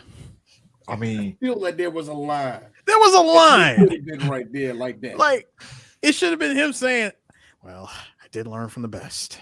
So, thank you. But I think that actually, hold on. And once again, I'm sorry. I got to be real with you though, Harris. I think him saying because I wouldn't was him already addressing that. Because I wouldn't. It's one of those things where like, wow, nigga. Because I wouldn't either. Fuck you. Ooh, that's how I get out. It's like, yeah. That's how I'm getting kicked out. First of all, when I became vice president and I decided to bring your ass in out of retirement, because remember, he was gone for like 20 years up in Alaska and shit, gets brought back into the White House, given a good job and everything, probably one of the best positions that he had no business occupying. And you mean to tell me the first thing you do is you start showing off your non-politically correct ass humor. Do you realize, sir, you're in a position where you're around women who are also in positions of authority? I thought Rumsfeld didn't give a fuck about that. I know he didn't. I know he didn't. Again, He's been out of the game way too long, sir. Way too long. 2 decades worth of game gone that he completely missed. That's several game 7s he missed. All right. All I'm saying is run. And you come in, you gonna say this bullshit in front of, like you gonna say, hold on. When Cheaney himself said, "Soft touch," there, it's a soft touch. That's all it is. This time, everything is dealt with a soft touch. Eris, look, if the day comes, just know, yo, one of y'all, this is you, y'all. Doop-a-doop. Hey, it's D. What's up, D? Attention campers, lunch has been canceled today due to lack of hustle. Deal with it. That is the day y'all know y'all got kicked out. And Eris, I want you to go out with pride. Chris, I want you to fight. Like, I was the one that gave you the idea for that D. Here's me. Mm-hmm. So it's going to be awkward silence. You can hang up at any time, nigga. Nah, the real dirty side of it. Oh God, that's funny. No, dude. The real dirty side of it is like you still on the phone. There ain't nothing left to say. Why you still on the phone? That's the only time I know that me and Eris are not fucking with each other. Is because when one person goes like, "Nick, I'm gonna do this shit," you still talking to me, motherfucker. That's the only time me and Eris ever talk mean to each other. If you look, Chris, you will know that. If I'm pissed off at Eris, I'm like, but you still on the phone though, nigga. Better hang up. Both y'all. Same thing with Eris. Both y'all, right there. First off, I want the purple one. Second of all, hey, Saban, you son of a bitch. You I love how they both have a perfect lean. First off, I like how Michelangelo looks like a Kevin. He looks like a nigga named Kevin. Kevin. Playing ball. Get these teenage do-rag turtles off my screen. Let's be real. That was turtles. Teenage Mutant Uptown do-rag turtles. Look, all I'm saying is Teenage Mutant turtles. All I'm saying is early Iraq War, Rumsfeld and Cheaney like. Ah man, which stand you want to go to next? I don't know, your mama stand. Republicans. Here's the sick part. Let me tell y'all something. The Republicans put the whole world in the fucking figure 4 for about 6 years, man. No bull crap. The world was fine. We was trying to the world was fine trying to. And he just said nope. Bruh, how is it that you get put in the figure 4 and don't know how to reverse it? Oh my God, man! Like the reverse was Obama. That's when it finally got reversed. Yeah, but it was after the pain had already set in, dog. No, when Obama took over the country, when Obama did this, Obama like, all right, I'm gonna let you out. Oh, you fucking up again. Ankle lock. All right, there we go. Tap out. All right, there we go. Good. Give them pauses. Look, I killed at least 20,000 of them, bro. The least we can do is give them like food. And y'all know why people hated Obama. I'm sorry, you're trying to give the niggers resources after we take them from them? Like, what are you doing, Obama? This is not how the machine of America works. Actually, that is how the machine is supposed to work. Sir, you're a dirty.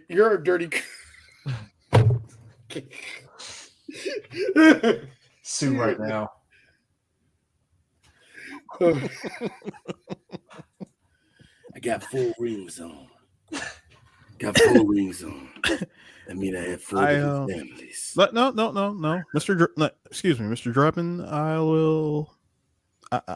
I got the story. You see, I was the one that gave the green light to SEAL Team 6. I told them, hey, when you reach the compound, let me know, and I'll be there to provide the elbow drop. Yep. And it's kind of funny though, Eris, that it would take actually, what was it? How long would it be? 2013, 14? 13, sir. 13. For America to finally show up at Obama's door. At Bin Laden's door. 4 niggas walking up and it's just me. Now it's just 3. We gotta go through the whole thing. We ain't gotta go through the whole thing. But you get the gist of what happened in that fucking place. I'm sorry, it's the clip. It's the clip here. Like I said, y'all. Next year it's gonna be better edited.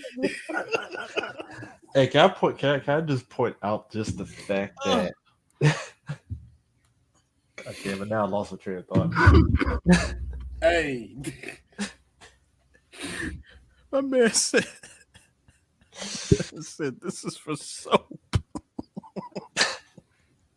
I'm sorry, bro. You said this is for soap? Who said soap? Boy, you know one of them niggas. One of the guys in SEAL Team 6, he was like, everybody was like, man, those video games are fake. He's like, hell yeah, video games are fake. You know he ran in there, Joe. Pop. Yeah, I'm actually Ghost. Pop. It's like I'm Ghost. I'm the cool one. You slide.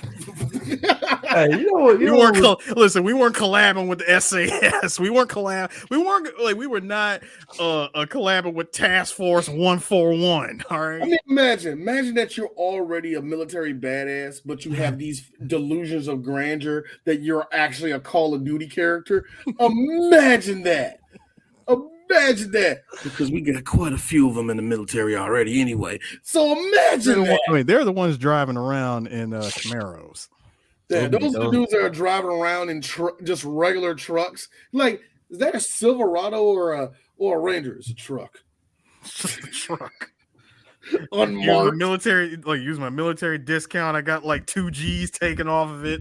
I'm good. Hold on. Always got a lawnmower on a trailer. I don't know why. I don't know what grass he cutting. What is it, Chris? Stares in like a rock. Stares in like a rock.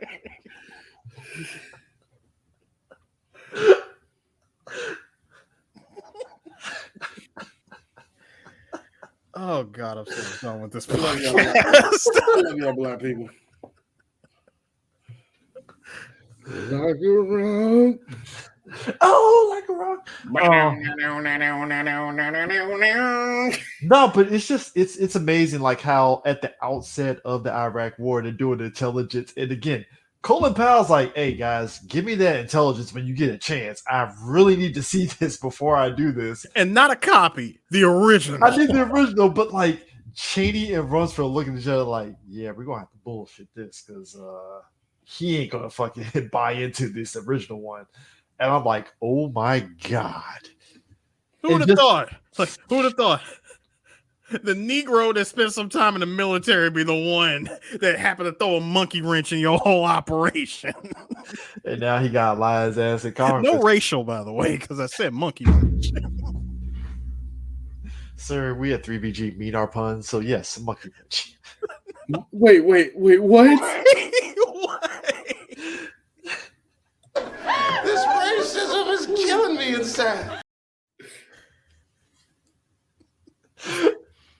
No, Sue said no racial monkey wrench. No, because I said the one Negro that spent some time in the military. First off, sir, we're not geeks and gamers. All right, look, check the pigment here. All right.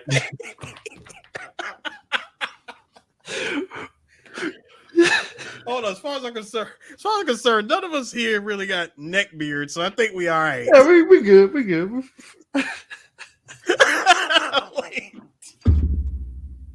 Nah, just clean underneath. Just clean underneath. I'm like, you good, dog. You good. I was over there like, do I? If I got like 4 down here, I can get away with it. But nah, you're good. The dreads hide it, by the way.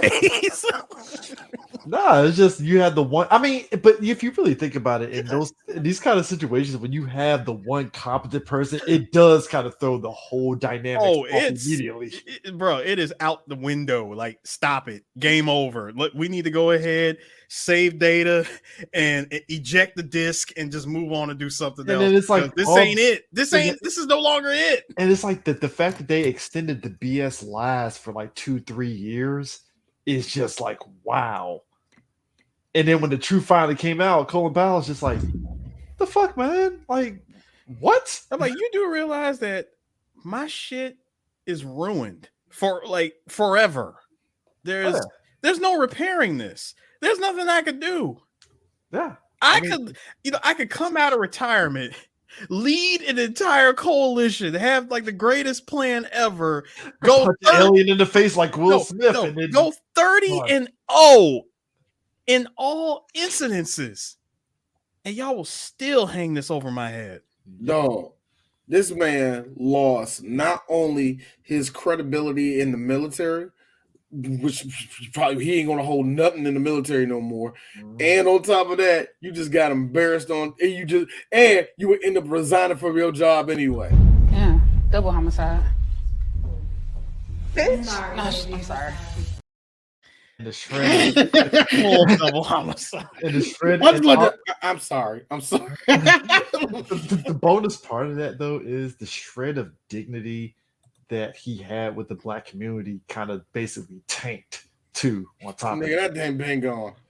I know, but it was at least something. It was a thread. Like, look. DJC said it the best way. Sir, the watermark is gone. Grasp it firmly. You have no control of the Negro community. All right? I'm gonna need a lot of us to realize that Colin Powell had an opportunity to be a really big figure in the black community. Yes, the whole thing with Republicans and black people and a lot of that kind of like shaded a lot of shit like that. But because of this shit, he lost credibility in the public eye. And he's just been quiet for the rest of his life until he unfortunately died a few years ago. Yeah. Ruined. I hate this. I don't want to say he's a hero or nothing, but a figure in Black history, a real legit figure in Black history that no one talks about because of the last 5 years of him in the public. You know, it's fucked. It sucks for him, bro. Yeah. And everywhere he went to, white people will call him, "Oh, you mad because you lost your job," type of thing. That's the way they treated him. Black people was like, should have been fucking around with them white people. That's how we treated them. You mean this look? Yeah, that look. Now here's this. Hey, yo, Conor Leaser. Hey, Conor Langus. Conor Langus Rice. Listen to me, baby. You in the same boat too, bitch. She ducked a lot of allegations. At least she ducked allegations, but at least she didn't get like Rumsfeld. Not Rumsfeld. She didn't get like fucking Colin Powell, man. And where her fucking legacy falls at, I have no idea. I don't think it falls anywhere. I don't think it's under the radar. It's just she exists. Yeah, she exists, and look, and like, yeah, give her respect for the what she held in office, but baby girl, because of who you was working for in office, no one is going to remember that historically. We're just going to say, oh, you were one of the coons that was in that office at the time. See, That's how it's going to be looked at by a lot of people. Not like by me. I know who you are. When you think about it, like Colin Powell and Condoleezza Rice kind of represented old Black conservatives, where it's where it was very much pull yourself by the bootstraps, type mentality. Yeah. Why won't you put down your crack pipes and stop listening to your 2-packs? They represented a time when you could buy a full 5.5 bedroom, 4.5 bathroom, single family home for only $15,000. They were the type of Black people that say this. Look, all you need to do is go into the military. That's all you need to do. You could have bought teach you how to be a man, It's going to teach you how to be financially stable, and you're going to come out there better on it. You're not going to have no habits. You're not going to have no trauma that's going to be inflicted on you that you're going to inflict on your family. You're not going to be a part of that. No. Like, I want you to understand that you could have purchased something just like that.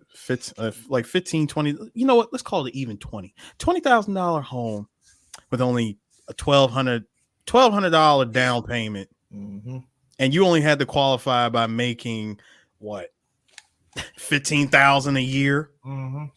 Nah, I hate to say it like this. And you can rent at what, 5% that? Rent was like I don't know why y'all kids not trying out. I had a job at the bank for the last 45 years. Mama, don't do that. You will stop. Houses cost $15 back in 1972. Do not do that. I think I do that to my So mom. sick of My mom one time. She's like, y'all should have a house. I'm like, Mom, you bought a house when it was like a penny to buy. Like, what are we doing? Look. All respect to black baby boomers that had to go through the bullshit that white people put y'all through. Stop hitting us with that old white people bullshit. Stop hitting us with that. Like, I don't understand how you not financially stable at 36. Oh, you want to know why? Because y'all ruined the country in 2005. That's why. And guess what? See, you know how as time went on and shit became more expensive that, you know, our generation before us, they witnessed it. They noticed, there was a slight bump in rent. There was a slight bump in rent, single family homes, and the national median. Oh, hey, my salary bumped up too. I guess we're okay. You know, we adjusted. You know what? This Bill Clinton is all right. Fast forward to today. Same thing. Everybody's income stayed the same. Mm-hmm. Everything else goes up. Income stays the same. Everything else goes up again. Everything still stayed the same. Is anybody else noticing the pattern here? Me right now.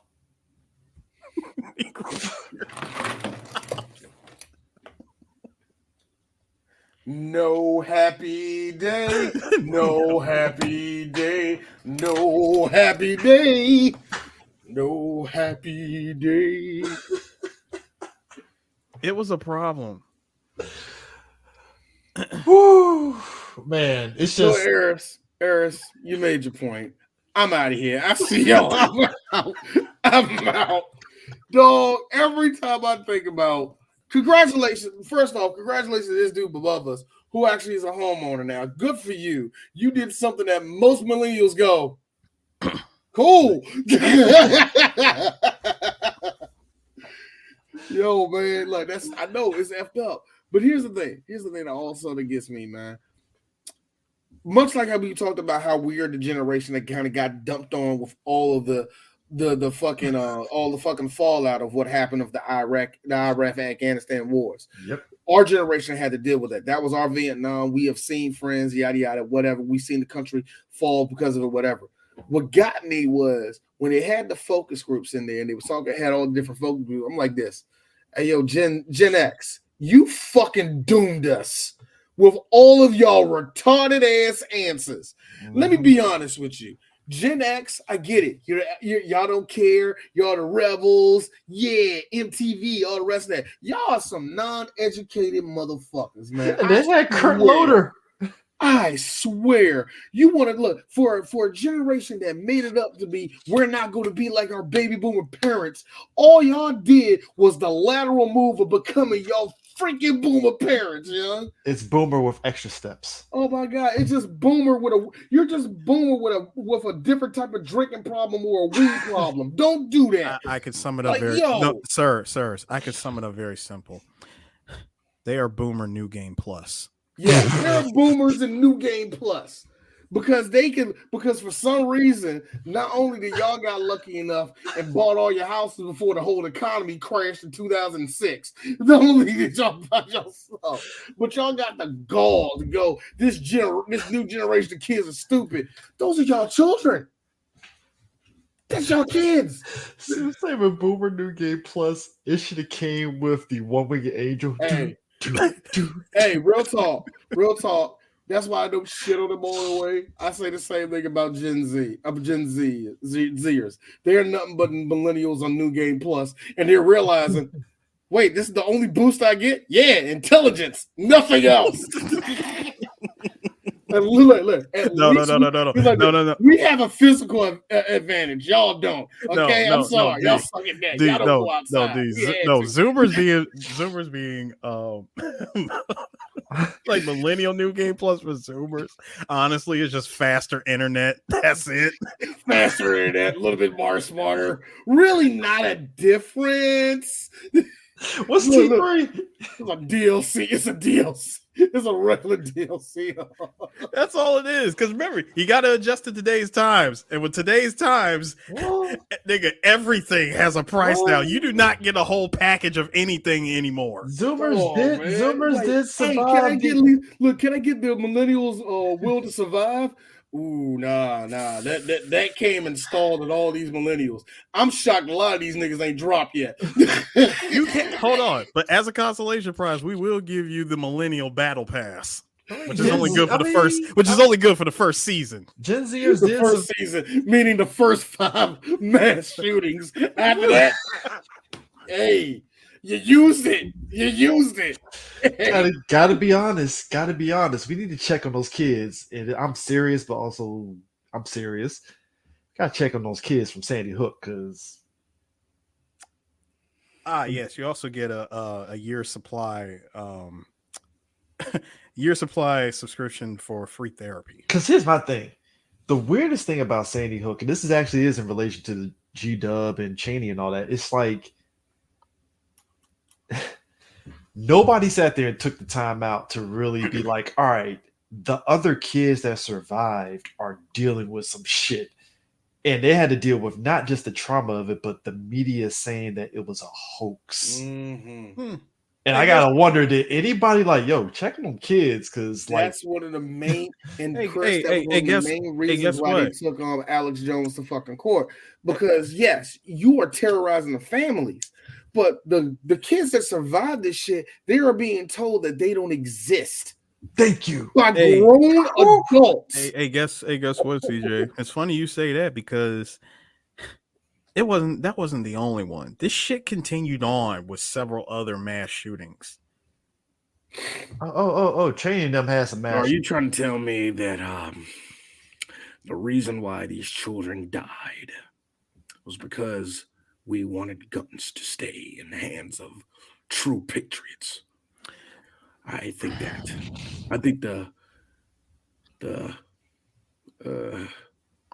what's wrong, Mr. Cheaney? I was gonna add something to that, D. I was gonna add something to that. Right there when Cheaney asked that question, I was gonna say, well, Cheaney, this goes back even further. You see, once upon a time, you and one Rumsfeld was outside the door of an office with the, at the time, president before resignation, and Kissinger. Y'all could have said something. You could have stopped it. You know what they did say to the American public, and they kept saying to the American public to this day?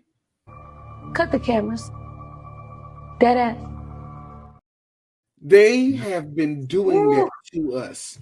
And like, yo, I know 3 Black Geeks getting political. Hey, look. I don't like nobody in Congress. I vote Democrat, so you can't blame D. Anyway. I'm like I'm a Democrat for Maryland. We're fine. We're in the group. Look, we're fine. We ain't messing up the country. No, just so you know, I'm like big boss. Okay, I'm independent. I'm running fucking Zanzibar land and outer heaven. Okay, we're independent. Right? Look. Hey, Harris, like, hey, big boss, what you doing here? Here to vote. All right, Mr. All right, Mr. Big. Is the boss your last name or is it the first name? I'm just curious. All I see now is Snake walking to the booth. The side, no, the freaking menu options appear on the side. Gling. No, why does it say Democrat, Republican, Harambe? Harambe. And it's a picture of a gorilla with like an AK-47. Yes, it's like. D's gonna admit that. If you're in the state of Maryland and you look up D shit, Batman, Superman, and Goku have been all written down on there by D before, okay? Blame D. I'm sorry. Everybody in the state is Democrat. If a Republican wins here, what the fuck happened? Anyway. All I'm saying is this is basically Cheaney throughout the whole movie. But you got to have vision. I mean, this is a guy whose vision was just like, I'm very America, fuck yeah. And he is so American, in fact, when he had that interview at the end of the movie, this interview where he said, and I quote, I will not apologize. I won't apologize for doing what needed to be done. Mm-hmm. I won't apologize knowing that you were able to sleep soundly at night because America was doing its job. I did my job. Cheaney had what I like to call the Scarface say goodnight to the bad guy speech. Bruh. By breaking the fourth wall and saying that, it was him saying, I will not apologize for being who I am and doing doing what needed to be done. Like, okay. And whether you like him or hate him, the man does make some points. Like, because put it this way. Think about this. If it wasn't him, it'd have been someone else. Yeah, that's how it always is anyway. And sometimes, and I really hate doing this because it sounds like I'm making it less impactful, but sometimes that person's way worse. Sometimes, let's put it this way, because we're currently dealing with the really, really, yes, every world needs a villain. Yeah, it's a yin and yang to everything, and yes. And the fact is that hold up, and because it's Christian Bale, it's the fact that he actually, as Cheaney, lived long enough to see himself become the villain. And here's the funny thing and a lot of people don't like him. A lot of Americans don't like to admit this, and I say it all the time here on 3BG. We are the villains. Have you seen what America has done? What time in the last 3 years, when it comes to this planet, can you say, well, all right, America, that does not, and I repeat, does not have anything to do with sports. When has America done anything positive? Exactly. We put the most C2 in the air. We have the biggest military. We have the most boats on the water. We have the most planes in the sky. We print money and we're constantly in debt. Also, we're making the Chinese make us too many sneakers, too many iPhones, and we're too many iPhones. We're making them niggas spy on us because they're actually regressing. They're not making more money. They're actually regressing over here in China. Yeah, that shit with Hong Kong starting to bite them in the ass. The whole thing with that, young, like, yo, America, we're the bad guys. The only time we're good. Thank you, Eris. That would be. That was Chris. But the only time that America is actually good is when we gotta fight the Russians. You know why? Because fuck Russia. That's why. Because you need a bigger bad guy that makes us look like the good guys. Yeah. Why?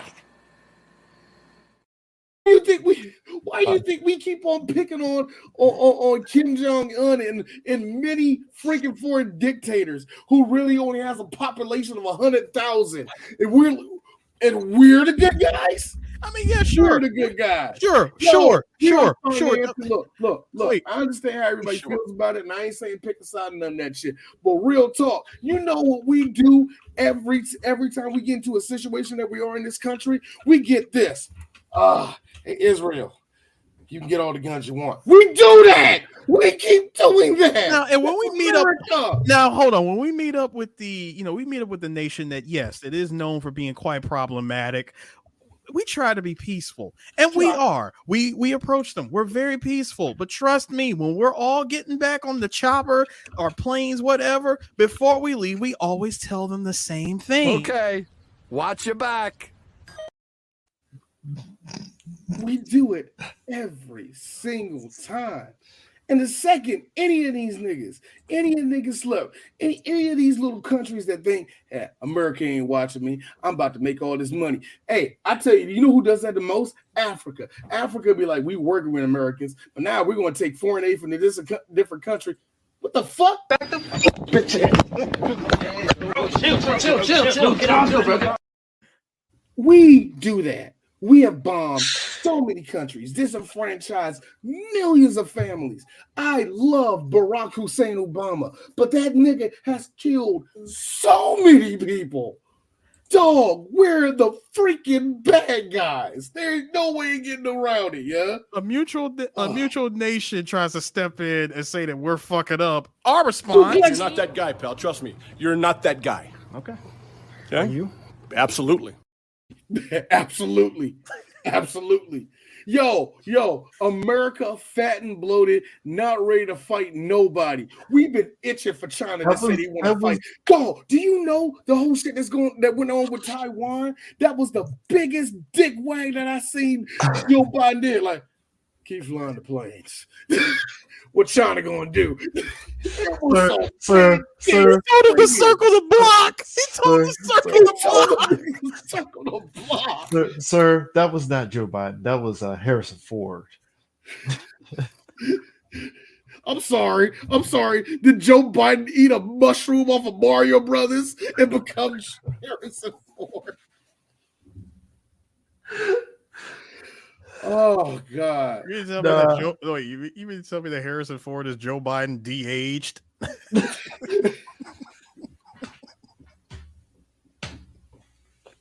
That's fucked up. Joe Biden don't look like a skeleton. Stop saying that. Joe Biden don't look like he died on this every day. Stop saying shit like that. Sir, that's Clint Eastwood. And look, Eric, stop saying that Joe Biden has been wilting on this every 2 weeks. Sir, that is a time displaced Steve Rogers, all right? Exactly. That is whole ass, no, I don't think I will. Right here. I remember watching Endgame, and I felt all of us as black folks in that theater was like, is that Joe Biden giving Cap the shield? We either said that was Joe Biden or that was or Clint Eastwood. One of the two. It's like Clint Eastwood will not hand a black man anything. You know that as well as I do. He would be old. He would still be old. Hold on. He would still be old man Clint Eastwood, grit and teeth, handing over the shit. He's been old man Clint Eastwood since 1983, dude. Stop that. Actually, now did you say that? Clint Eastwood would literally be Captain Midlands because Captain Midlands in the comics. Captain Midlands is a fucking racist. Yeah, bro. He is. Captain Midlands in the comics is literally like what if Jerry Jones had a super soldier suit? Yo, I know a couple of y'all see this, yo. Captain Midlands is like every nigga in Warhammer, just like, nah, young, if they look different, shoot them in the face. Like this, yeah. It's the opening line from the It's the opening line from the terrorists. It's the opening line from the Wild Bunch. If they move, kill them. Hold on, Eris. I am so mad. That's only probably been used twice in rap. Underappreciated. I don't think you can get so underappreciated to make them sound cool anymore. I don't know if you can do that. It's so underappreciated. But anyway, yeah. Bro, but like it's just but seriously though, we say all of that. I know we went off on a tangent there. We was going off on our political rant, our geopolitical rant, if you will. Look, all of Southeast Asia. So you ain't gonna talk about how we got fucked during that time? Oh, we got fucked. All that time, all of us, we're Muslim countries. What do you think America did to us?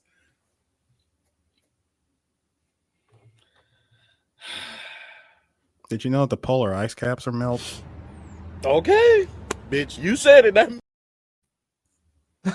I'm glad you timed that just right, D. Yes. That's what I was saying. Did you know that the polar ice caps are melting?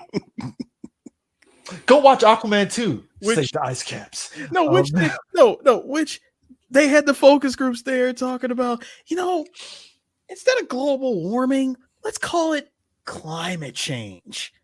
Would anybody like that? Instead of calling it this big thing, let's call it death tax. Bruh, I remember when that was a thing. And when I heard that, I'm already checked out of this hotel called Planet Earth, and you be telling me I still gotta pay? Eris, when I heard that, I remember I leaned over to Chris. I'm like, I hate all of Gen X for believing that lie. I hate Gen X so bad for sitting up there believing all of that lie. And I get it. Twitter and other sources like that weren't out there like that. But I hate each and every second of y'all who believe in that shit that fucked this country over. Yeah. Man, this is why in real life, like certain things that everybody wishes that we can have will never happen because we're too dysfunctional as a company. There will never be a super soldier serum because we're too fucking chaotic in America. I think we already got a super soldier serum. We just ain't gonna let call Florida. That's the Weapon X program right there. Hey, Chris, that's where the CIA dumps all their fucking research projects. Don't do that, yeah. That's different, okay? That's different. First of all, that's America's aim. All the super soldiers takes place in New Mexico, okay? Sir. Florida is America's anus. We're just gonna leave that alone, all right? Yeah, all right. Miami just so happens to be there. Okay? The sun just happens to shine on that side. Look, Dade County, they can't help that they're down there, okay? That's not their problem. But hey, look, Mickey Mouse is there, okay? Come on. Hey, they own the place. Come on. Here's some Disney bucks. Shut up.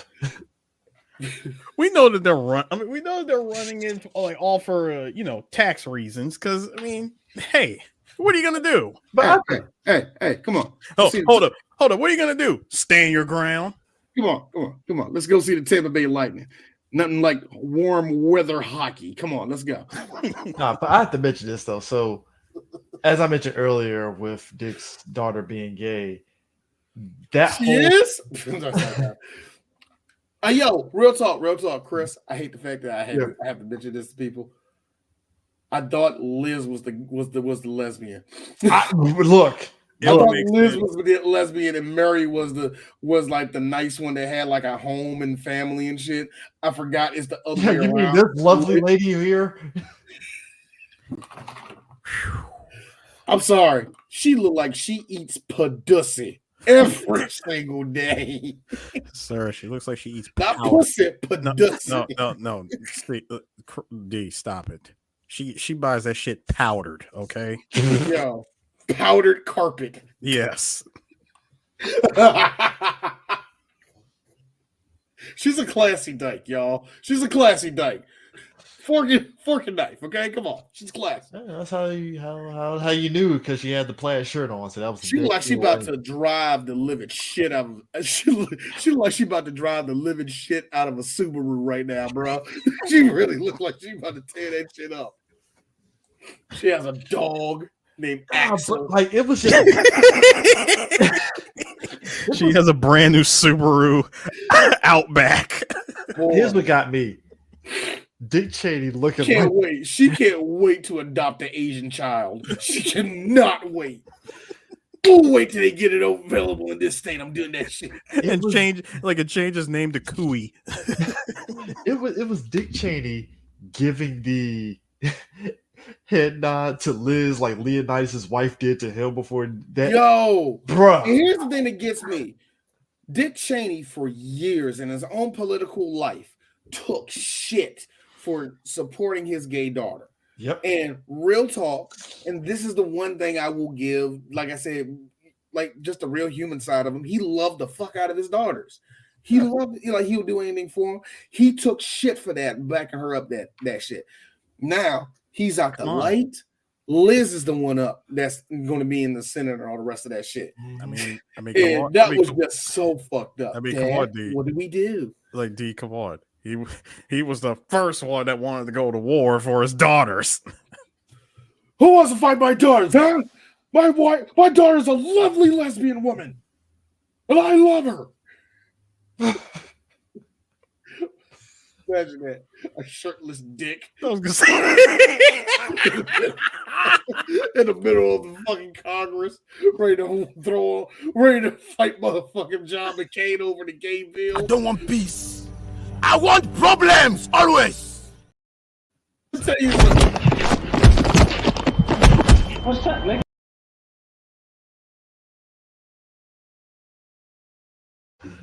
So be real with you. It's like I'm gonna tell you something, McCain. I'm gonna see you at the Georgia Dome. Boy, you know that's where it is. Like VG right there talking to Dick Cheaney. Well, you know the big dick is swinging, and you know the big dick. Well, the dick has been stacked there. The dick has been stacked. Hey, look, I also have to point out something here too. And I'm glad the movie didn't do it because during this period of time, you know, Iraq War and everything, obviously the American public, we're just, you know, the way people vote and how everybody is, everybody's always going to vote for a president that's in the war currently because it's like, hey, finish, you know, everybody goes on some Halo, finish the fight kind of mindset, right? So it was just same guy in office, by the way. But it was kind of funny how I'm glad it didn't do like a sort of segment of like John Kerry versus Bush because wow, that was a wash, wasn't it? It was a wash. And it doesn't mean Kerry was bad. It's just no, it meant Kerry was bad. Oh, it meant Kerry. As a political person, he's good. It was just he wasn't the guy. One of those dudes is what you call he's a good Washington insider. Yeah, he's been a senator long enough, and he's been in Washington long enough to get. In fact, fuck you really like you in really fact, like you mean to tell he me was very instrumental in there being peace in the Middle East between Iran and America. So what you're trying to tell, that was in place, that was beautiful, and then Donald Trump said, "Fuck it."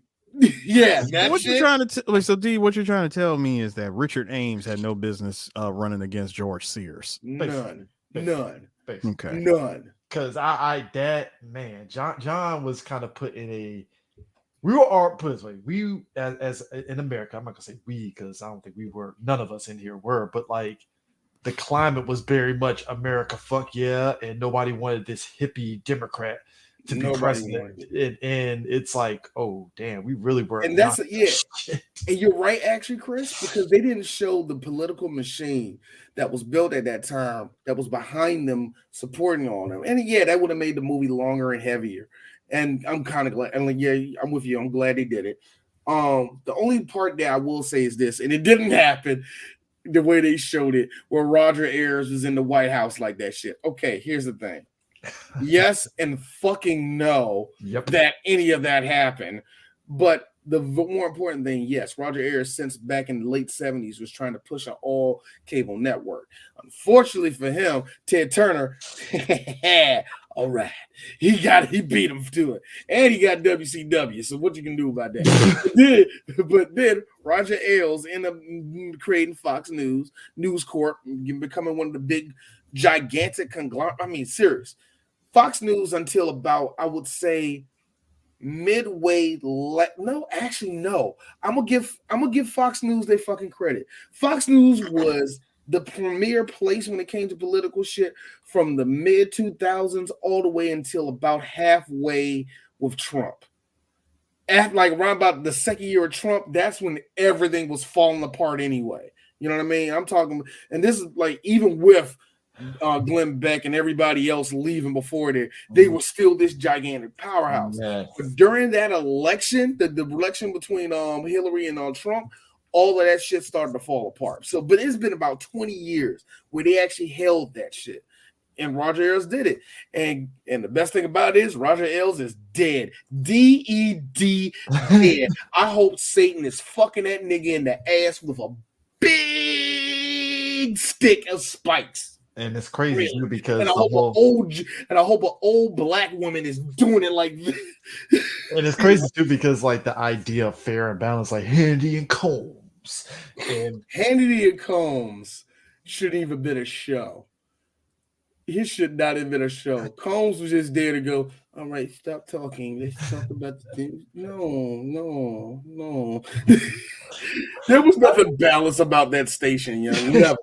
John Stewart, real quick. No. Go ahead. I was just gonna mention, by the way, I think it's kind of interesting that we're doing this movie this year, and we mentioned Kissinger because literally a month ago, Kissinger checked out.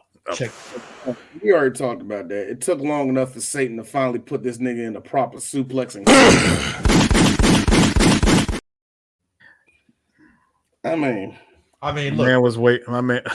This man was at a bus stop waiting for the next. Meanwhile, Jimmy Carter is knocking on 100 and still out here building Habitat for Humanity houses. I'm like, bro, that nigga ain't stopped one time, man. Hey, man, listen, you do good. You do good in the world.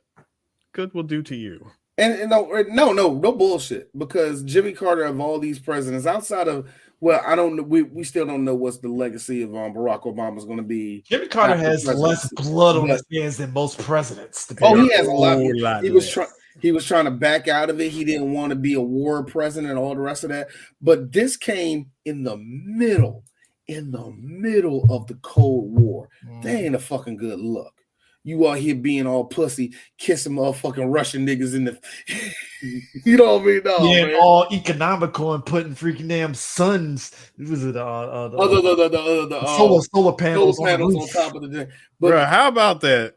Once a Republican took office, yoink, get them shits out of here, boy. But I will never forget that. It was one of those things that white people were gasping at, but D was cackling on. You remember how Dave Chappelle and Chris Rock were making fun about how white people are, oh my God, Donald Trump won, right? How black people like, nigga, we knew this was going to happen. My favorite reaction was Obama's cabinet, all the people that worked in cabinet, it was a whole lot of black girls, a whole lot of black men. It was different cultures. There was people in wheelchairs. It looked like America. Trump got in office. It looked like the hills have eyes. Blonde and this. That's all it was. And I was thinking to myself, the hills have eyes. No. When I saw that, I was just like, with blood, see two sides. Oh God, this country sucks. I swear, man. I would leave it if the motherfucking pizza didn't taste good. I swear. Hey, look, man. Don't count out overseas pizza. My God, the pizza was sort of like how we get the pizza party at a job. It ain't worth shit, but for some reason that keeps you going. I don't know what it is in this country. I don't know. Like niggas getting shot. How the fuck am I still here? Why am I still here?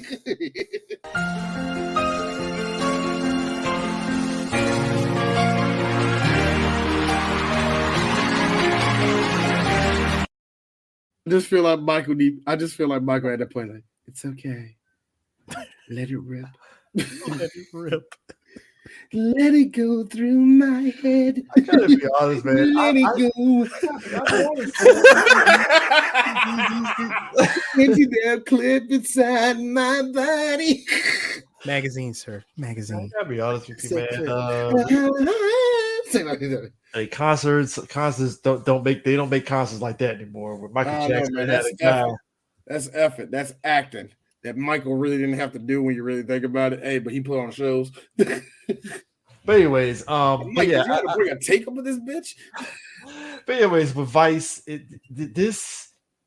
I think for any person that sits there and thinks that this movie was humanizing, like Cheaney, it didn't. And I think maybe because again, like I said, we talked about his daughter, him supporting her, and then it's like, yeah, throw her under a bus, go ahead and just to say you don't support gay marriage, and it's like, oh shit.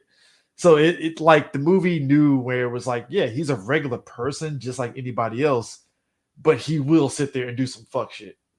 Again, doing what he believes needed to be done. I think this movie, because if you're a person that votes Republican, I think you would think this movie was made by a bunch of liberals that wanted to make Dick Cheaney the butt of a joke. You didn't want to show how serious it is, and the stuff you did show serious, you didn't show it serious enough. That's how they feel. I think if you are in the liberal side, you think, oh my God, how dare you show that he kissed his wife lovingly? How dare you?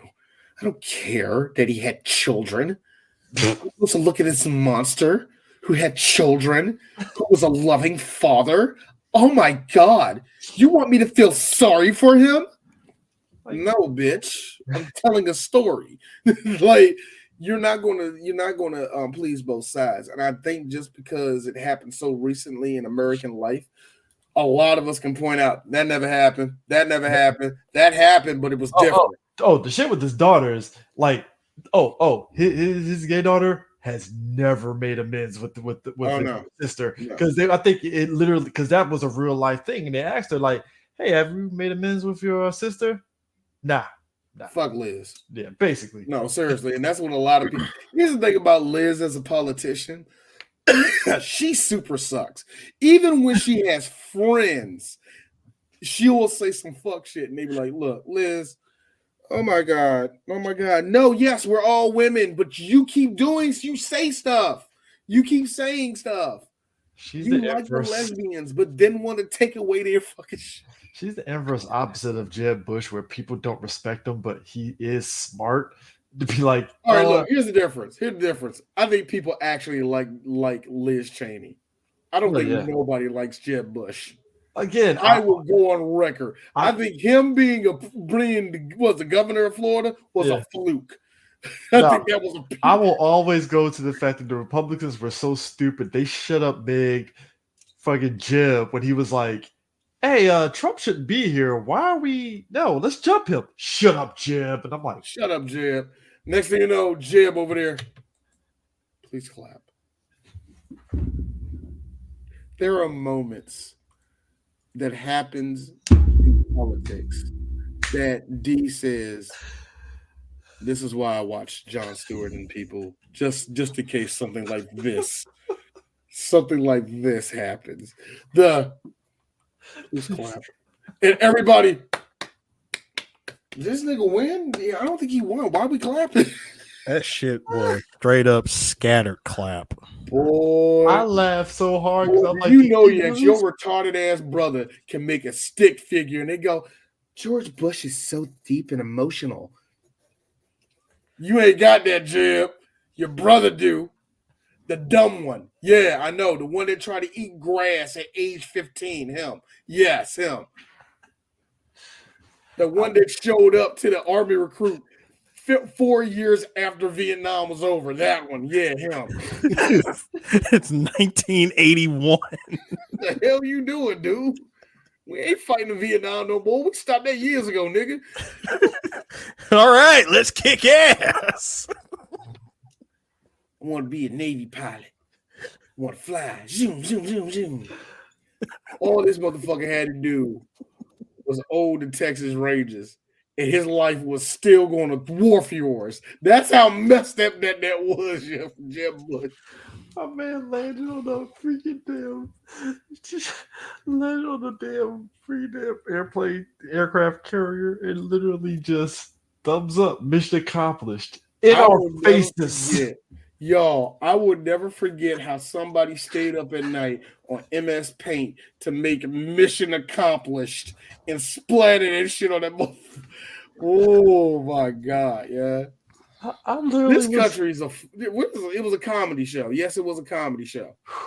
Like the Republicans have this idea that the more and it's one of the deceptive things, and I understand why there are some people that seen this as a comedy that hated it, because one of the deceptive things that the Republicans do is that they will put somebody stupid in office for you to go look at the dumb shit and not notice the fucking full-on rape that's going on behind it. You know what I mean? They do that all the time, man. We seen it during Trump's shit, and we seen it with motherfucking George W. Bush. So, it's just weird, man. It's like I will say this much. It's gonna sound weird. It sucks that we ain't got no good Republicans. It sucks that there's only a few of y'all compared to all the rest of these fucking clown shoe ass niggas that are in your party. That sucks. That ain't how America should be run. No, not no way in the world. What we seen that happen in Colorado, time stamping this shit, where there were Republicans in Colorado going, no, fuck Trump.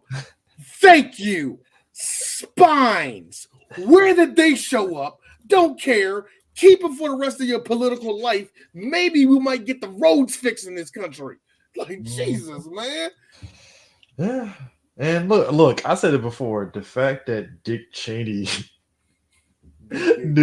knew shit was fucked up when Trump got in office, that says a lot. Because he was like, oh, we're done. We're done. Boy, I'm pretty sure that, Dick Cheaney still, he not there. He ain't got no control. But, oh, shit, Master Cheaney here. What's up? So, who's on the ballot? I think he should be president. I think that'd be the good thing. Wait a minute, why is Donald Trump still here? Get rid of him. And he just I'm pretty sure Dick Cheaney is trying to get his boys to kick that nigga out so much. But by the time he looked at the polls, he was like, ain't nothing I can do. Oh my God. The dumb one won. How did this happen? Cheaney at the one polls. For one thing, he burnt himself out. Oh my God. Oh man. boy. But yeah, that's Vice. That is Vice, y'all. This has been a fucking full year of 3BG, and I gotta say, this is actually one of my favorite. Like, I think everybody would say this is their favorite year or whatever. No, for real. No bullshit. Pound for pound. I'm proud of these two niggas above me. We put in some funny ass episodes this year. Some really good shit. Shout out to freaking Prime, who was on 4 different episodes of 3BG. Good for him. And outside that, I think it was Fox and Mo was on 2. Mo was on 2 episodes, and yeah, that's it. Nope. Shout out to the return of our boy Mo Pornay only from Drunk on VHS. That's what I'm saying. He was on 2 episodes. Oh, sorry. I'm thinking. Duke was on Working Title a couple episodes. He was on Working Title. Like I said, he wasn't on 3BG. He will be.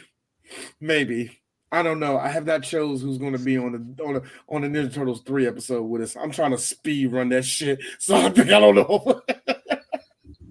Hey, it's Wayne Newton. So next time y'all will hear us will actually be next year. At least with the 3BG podcast. Actually, with all the podcasts, we're done for the year. We're pretty much done for the year outside of year review. Oh no, our year in review. We're probably gonna push that to next year. Because we still got, because we still have approximately another week and a quarter of 2023 left, and some stupid shit might go down that we need to talk about. So let's hold off until first week of January, possibly. It's gonna be somebody super famous dying, and I'm gonna be like this. No. We ain't doing that. We ain't doing that. Stick their dick in the side of a fucking socket, and the world's gonna hear about it. That's what I mean. That level of dumb. Like, I'm sorry, we have 4 hours until the next year, and you did what?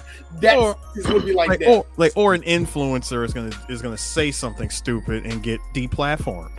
Because God knows we've had a handful of that this year. Or D is saying, hey, I mean, what do you know? I wish the CEO one would fall first. But other than that, the next time y'all will hear us, we'll be doing Snake Eater.